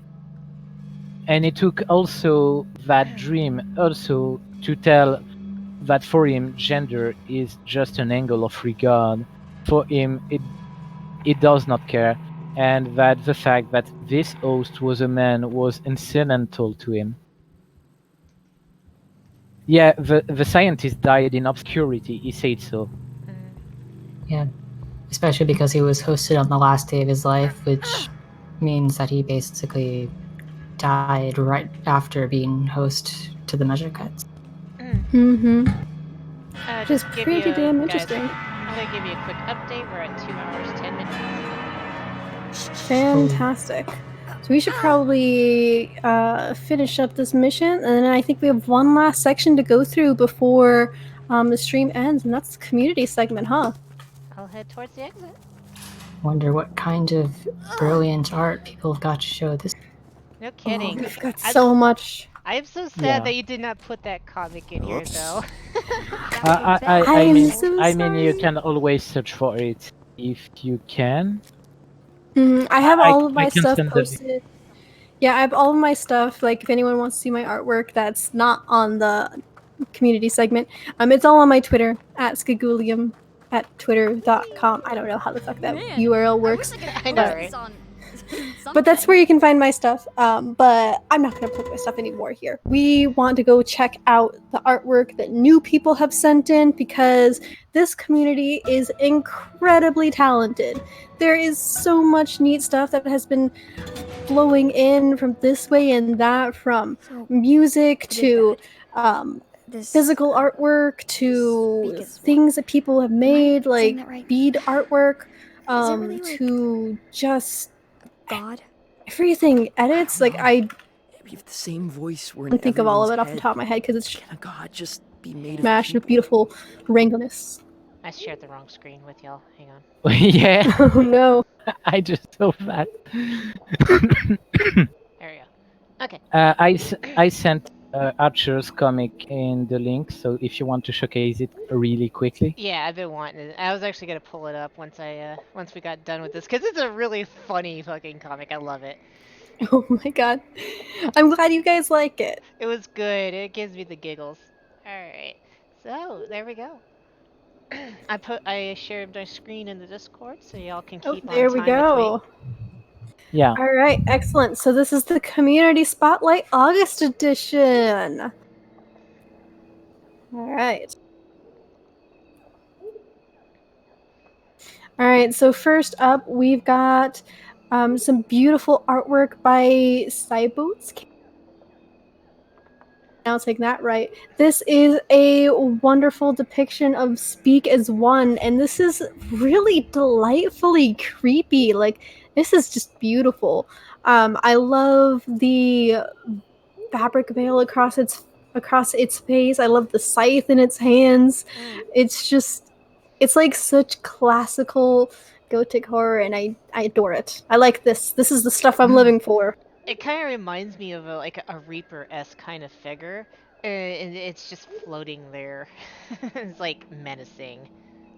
Mm-hmm. It's like that little red eye really completes the like intimidating vibe it gives off. Oh, absolutely. And I really gotta say, from like an artistic standpoint, like the silhouette of this as well is really fantastic. It's just, I love the contrast, I love the silhouette. I'm just like, clutching my heart over here in love. Clicky click. Next up, we have Azurajae. So if you guys have been like Googling some like, Blackout Club artwork or like wallpapers or stuff, you're probably gonna find Azura's art. No kidding. They do some really beautiful. Gorgeous. Yeah, it really is. They do some really beautiful paintings. You can see there on the left-hand side. There we go. The left-hand side, this is actually a commission that they did for someone in the Discord of their child. And this is Malfeas, and it's beautiful. And then on the right-hand side, you can see the previews of the wallpapers that they handmade for all of the voices. They are available on Wallpaper Engine or in PNG for those who don't have it. Yep. All of them are animated, and it's beautiful. And if you don't the very follow God, bottom, yeah, the very bottom right one is basically, I don't follow one. This is me. So if you see one you don't really like it that much, just go with the bottom one. You are your own God, and they're gorgeous. These are fantastic. Yeah. If I ever get any extra money, I'm definitely wanting to get a commission. Such awesome Indeed. art. Oh, absolutely. Dreaming Next up, Prophet. Yep. Next up, this is the Dreaming Prophet. This is a podcast that started not too terribly long ago. But so far, they already have 5 episodes. They are not a live podcast like we are. They release them, I believe. They just I posted forget a their 6th actual episode schedule. of, I think. They did. Yeah. They are a facts only, no speculation podcast with some really, really witty, clever, and just incredibly knowledgeable hosts. Lavanya and Astro have been playing this game for ages, so they're extremely knowledgeable. They've got a lot of stuff that they're bringing to the table here with these, and they're putting it together in nice, bite-sized pieces that any newbie can listen to and enjoy. Yeah. I heavily recommend it because I know we're a heavily speculation based and kind of like more of a month to month news broadcast. It's not necessarily something that's easy for newbies to digest. So if you're new and you want to learn more about the lore, please check out the Dreaming Prophet and then move on over to us and we'll start spoon feeding you the big meaty stuff of the crazy shit that's happening every month. Yeah. I just live in the background and hear the cans crashing. Yeah, I accidentally pressed my forward button and now it's locked, so I'm condemned to run the whole art segment.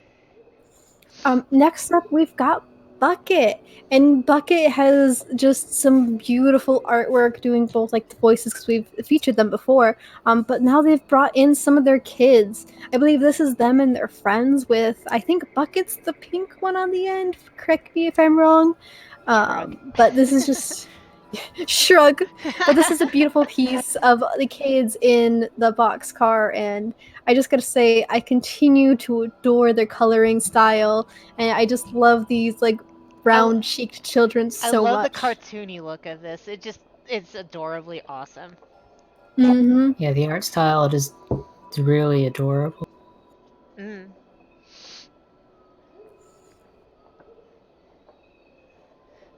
Ruby.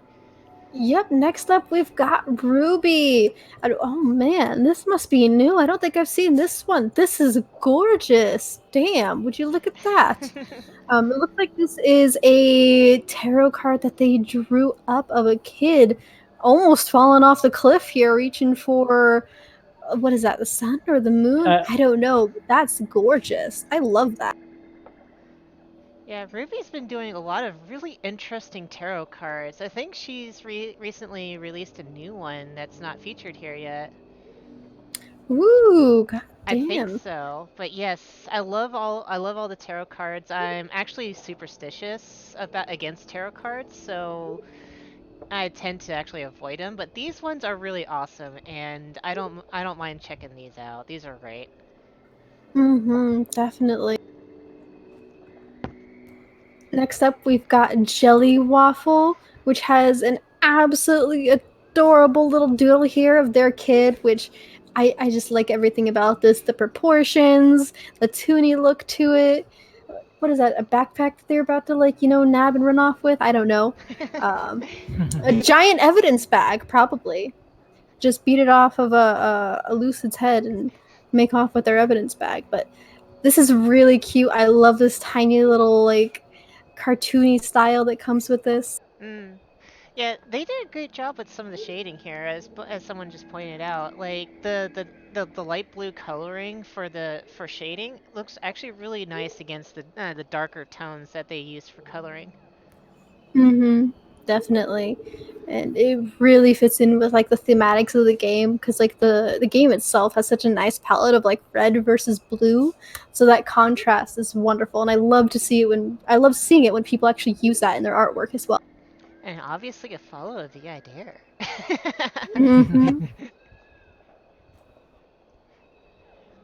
Oh. Next up, it look. looks like we've got. Looks like next up we've got some edits done by Kit Ballard. It looks like she got some of her 3D models that. Did you make these?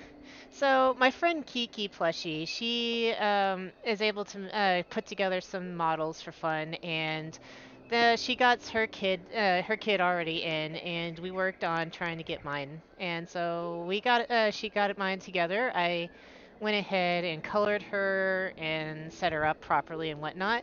And I found a really nice 3D bow gun, which actually looks exactly like the one we have.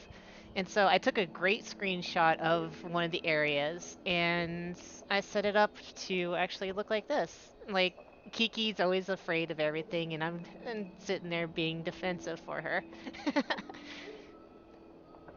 Yeah, this is definitely really, really cute. And I don't think we see enough 3D artwork like this in the community. So it's a huge delight to see more of this.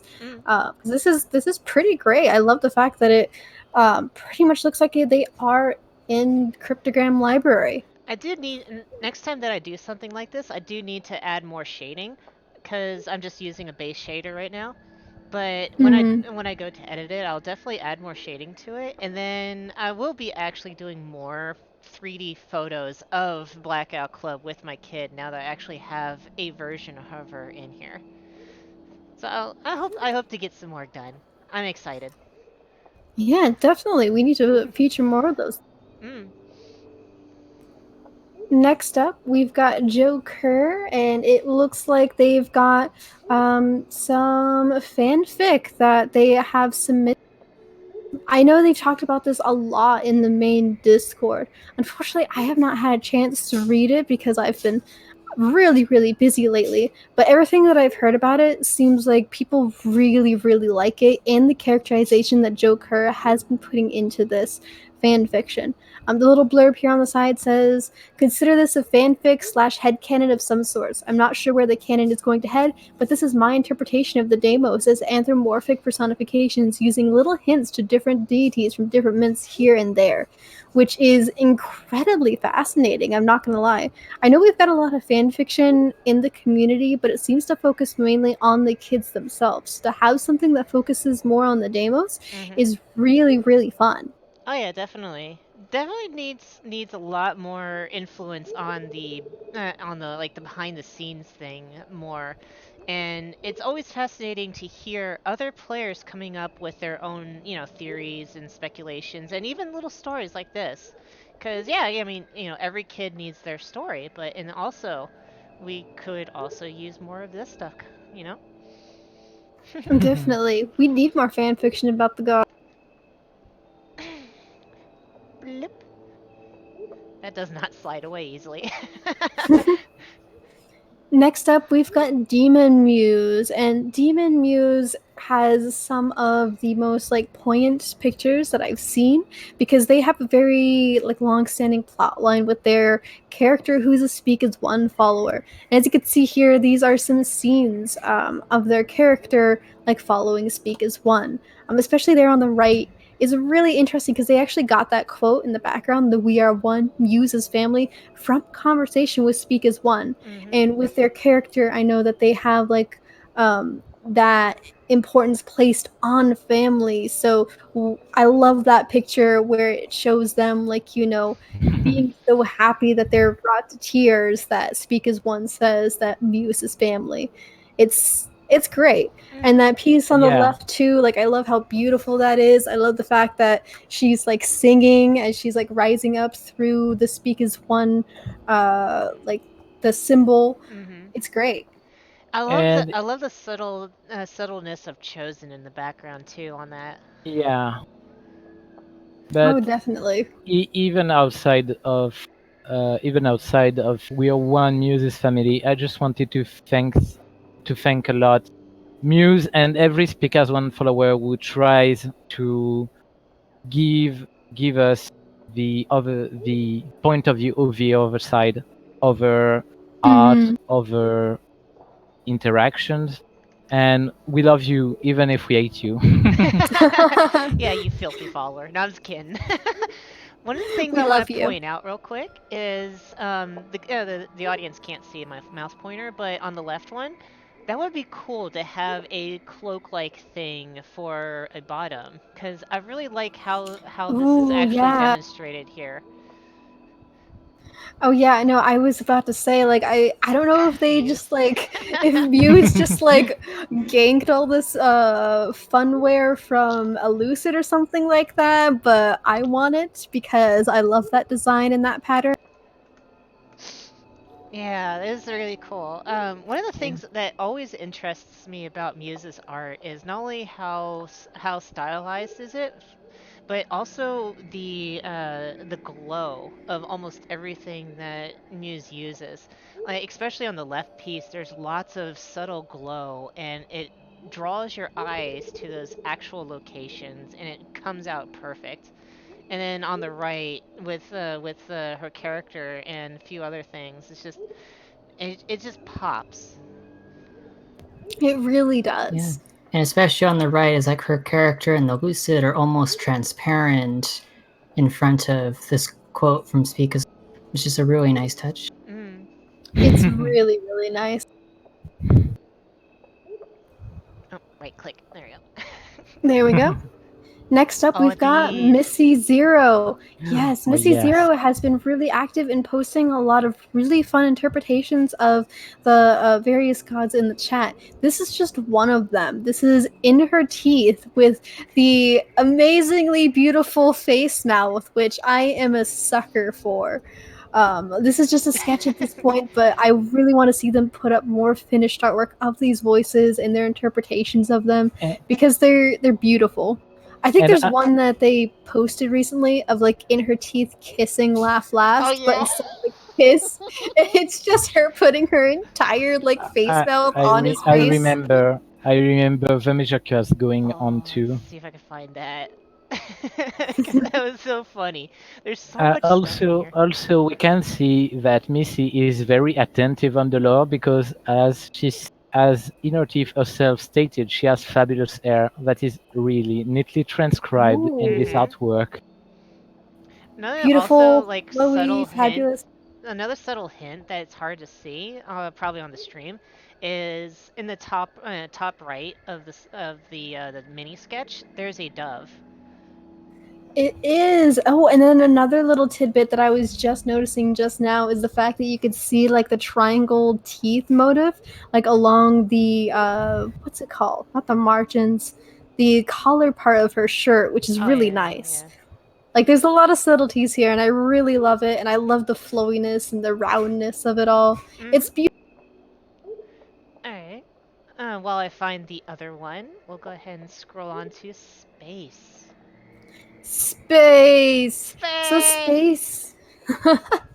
Space has been doing some pixel art in the Discord, which is really, really fun. So I think this is one that they posted up. I think it might have been like their first one or something like that, which is really impressive because I really like this pixel art that they've done and how well they managed to do the shape eye on the door, because pixel art is just hard in general. Mm-hmm. Pixel art Yep. is difficult. We need more. And we do need more pixel art. So I heavily respect anybody that even attempts to do pixel art, let alone actually pulls it off. So this is great. I love it. I love this little pixel door, and I want to see more of their work in the future.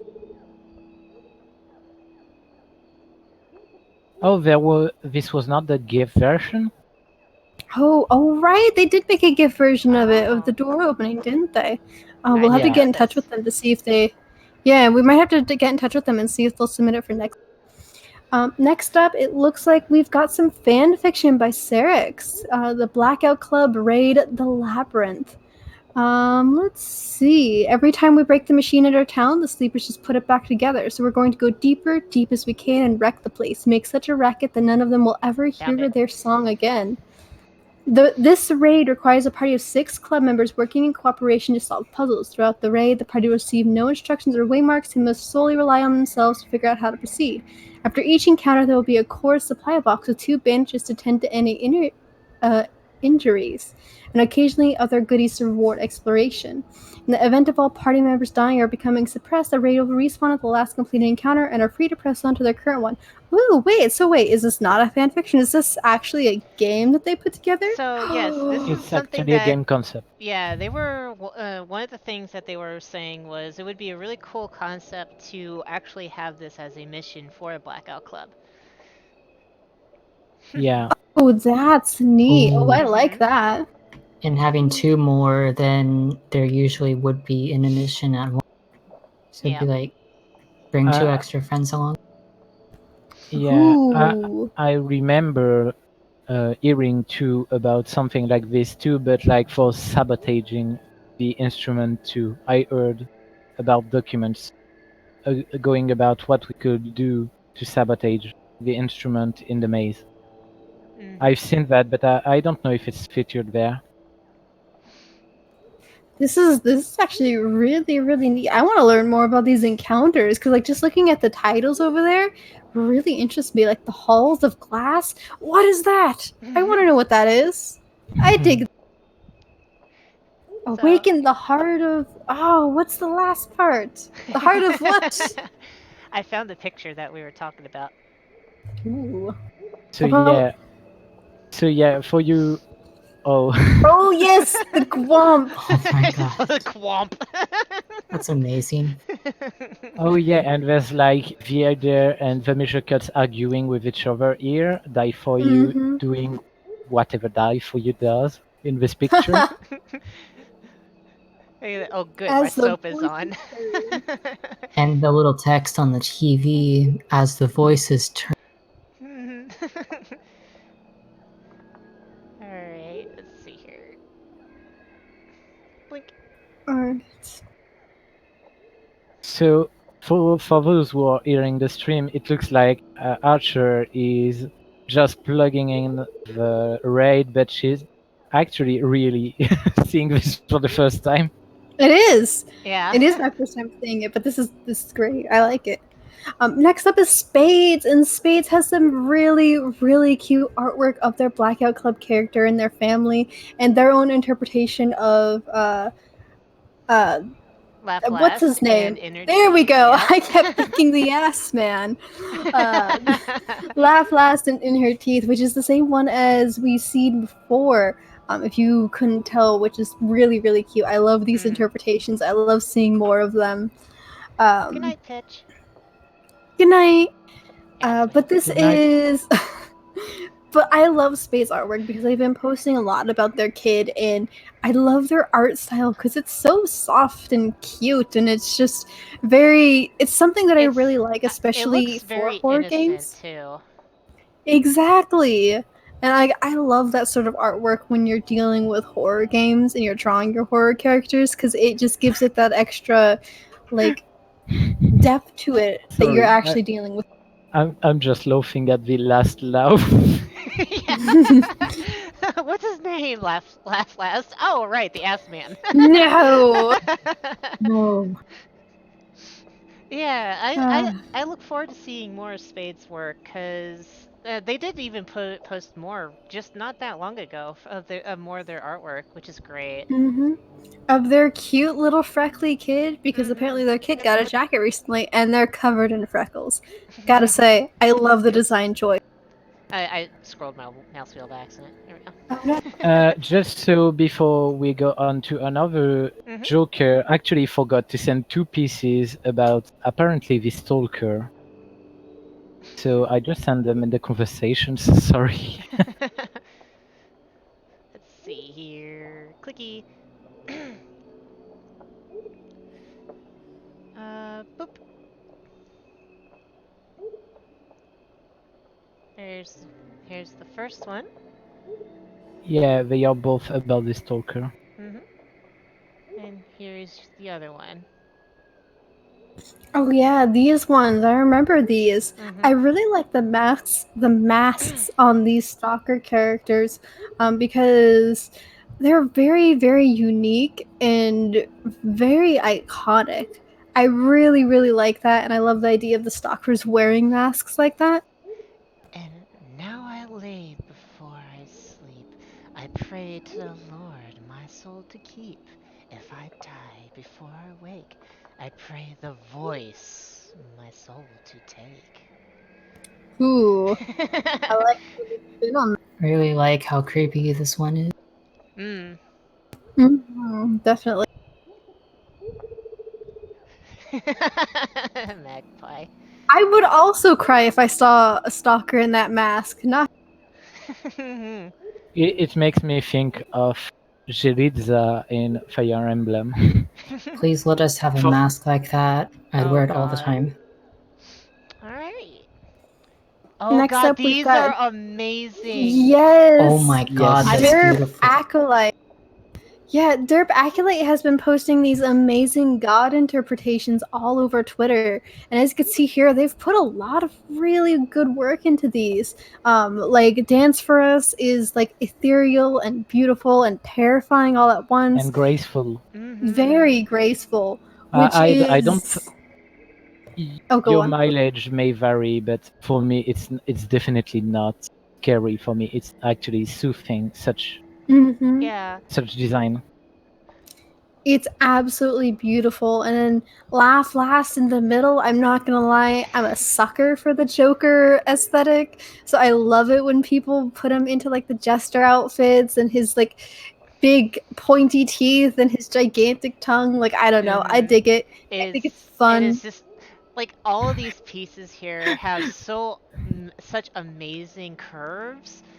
So Just the shading, the coloring. There's so much awesome work done in these, and I love seeing these on Twitter every time.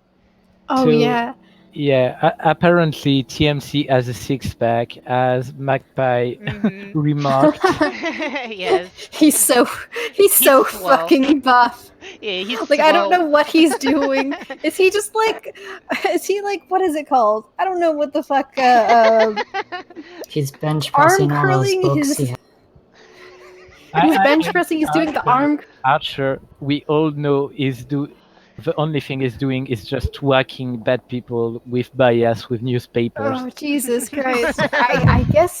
I guess that's a valid form of exercise. I mean, look at him. He's fucking cut. He's not the measure cuts, he's the measure cut. The measure Gee. is cut. But yeah, The this measure boy is is gonna cut swole. you. But yeah, With- I love it. I love that. This is their newest work that I've seen so far. I think there might be one more new one, but this one is their newest one, and I love seeing this one. And I look forward to seeing any others they come up with because my God, this is it's everything about these are amazing. They're Actually, beautiful. Innertive got posted like 15 minutes ago. Really? We're gonna have to I'm gonna go I'm ahead gonna and have to paste. harass them. No, I'm I'm not gonna gonna go link look it. for it. Oh, you already got Yeah. it. All right.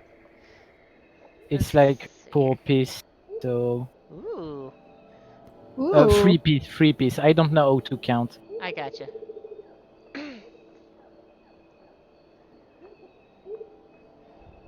And it's actually 2 because I haven't seen, but the third one is the first 2 combined. This is this is in her teeth. Oh damn. Go to the next one. Ooh. Oh, now I dig that. That's nuts. And here's the full piece, technically. Wow. Man, I really like that. Mmm. That is beautiful. Yeah, Everything it's a from like 3D, the color choices. Yeah, the color choices from like her teeth mask to like the sharpness that's all around her, but also that softness that's like built into like their art style. That like fluidity is just it really shows through. Yeah. God Solemn, yet gentle, yet inevitable. I just love the sparkles Mhm. that's That's in what the inspires headpiece me. too. It's Definitely. open a new tab. Like just zooming in like that already, you can see the sparkles. Like it just Oh, that's beautiful. it does add more to it. It's great.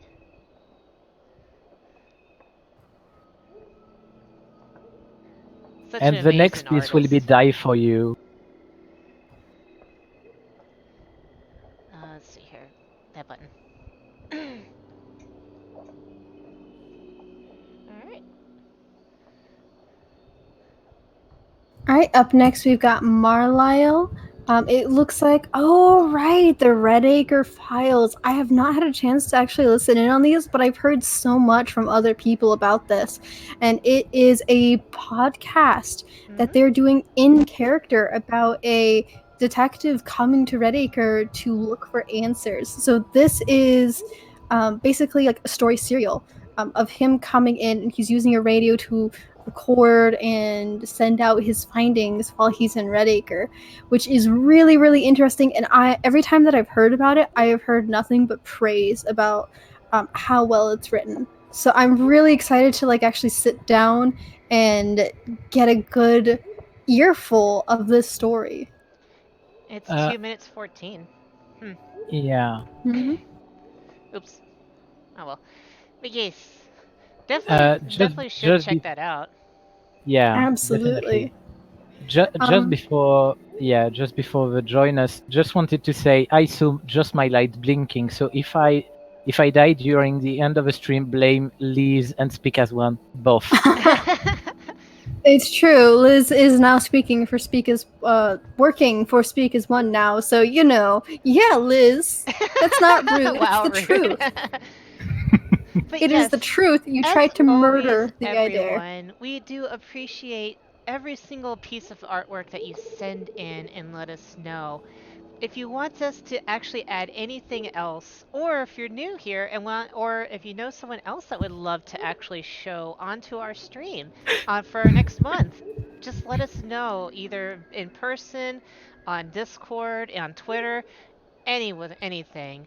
Artwork, poems, stories, songs, community guides, just anything. We will attempt to share it. We thrive. We live off of the community contributions that you guys bring to us. Like we said every other episode, this podcast would not exist without you guys. This game is all about community, and this is the best way for us to showcase all of the hard work that people are putting into the community and the things that they're creating for it.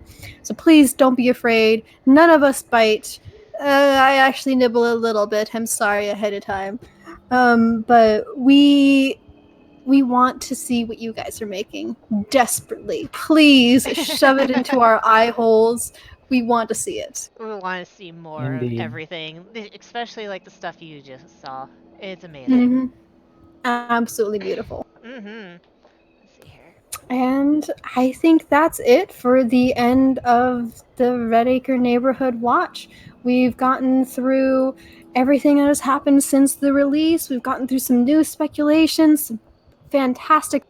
But unfortunately, I'm fairly sure Chorus is starting to catch on to our radio signals here. Moving it around is very difficult because they keep finding us. It might be all the snack wrappers we keep leaving behind. Yeah, I'm sorry. I kind of got a little hungry. God damn it, kid. We're trying to be stealthy here. Uh-oh. It was the perfect crime. I think we should start running. I hear something coming up. Hope to see you guys again soon. Run. Bye. Bye.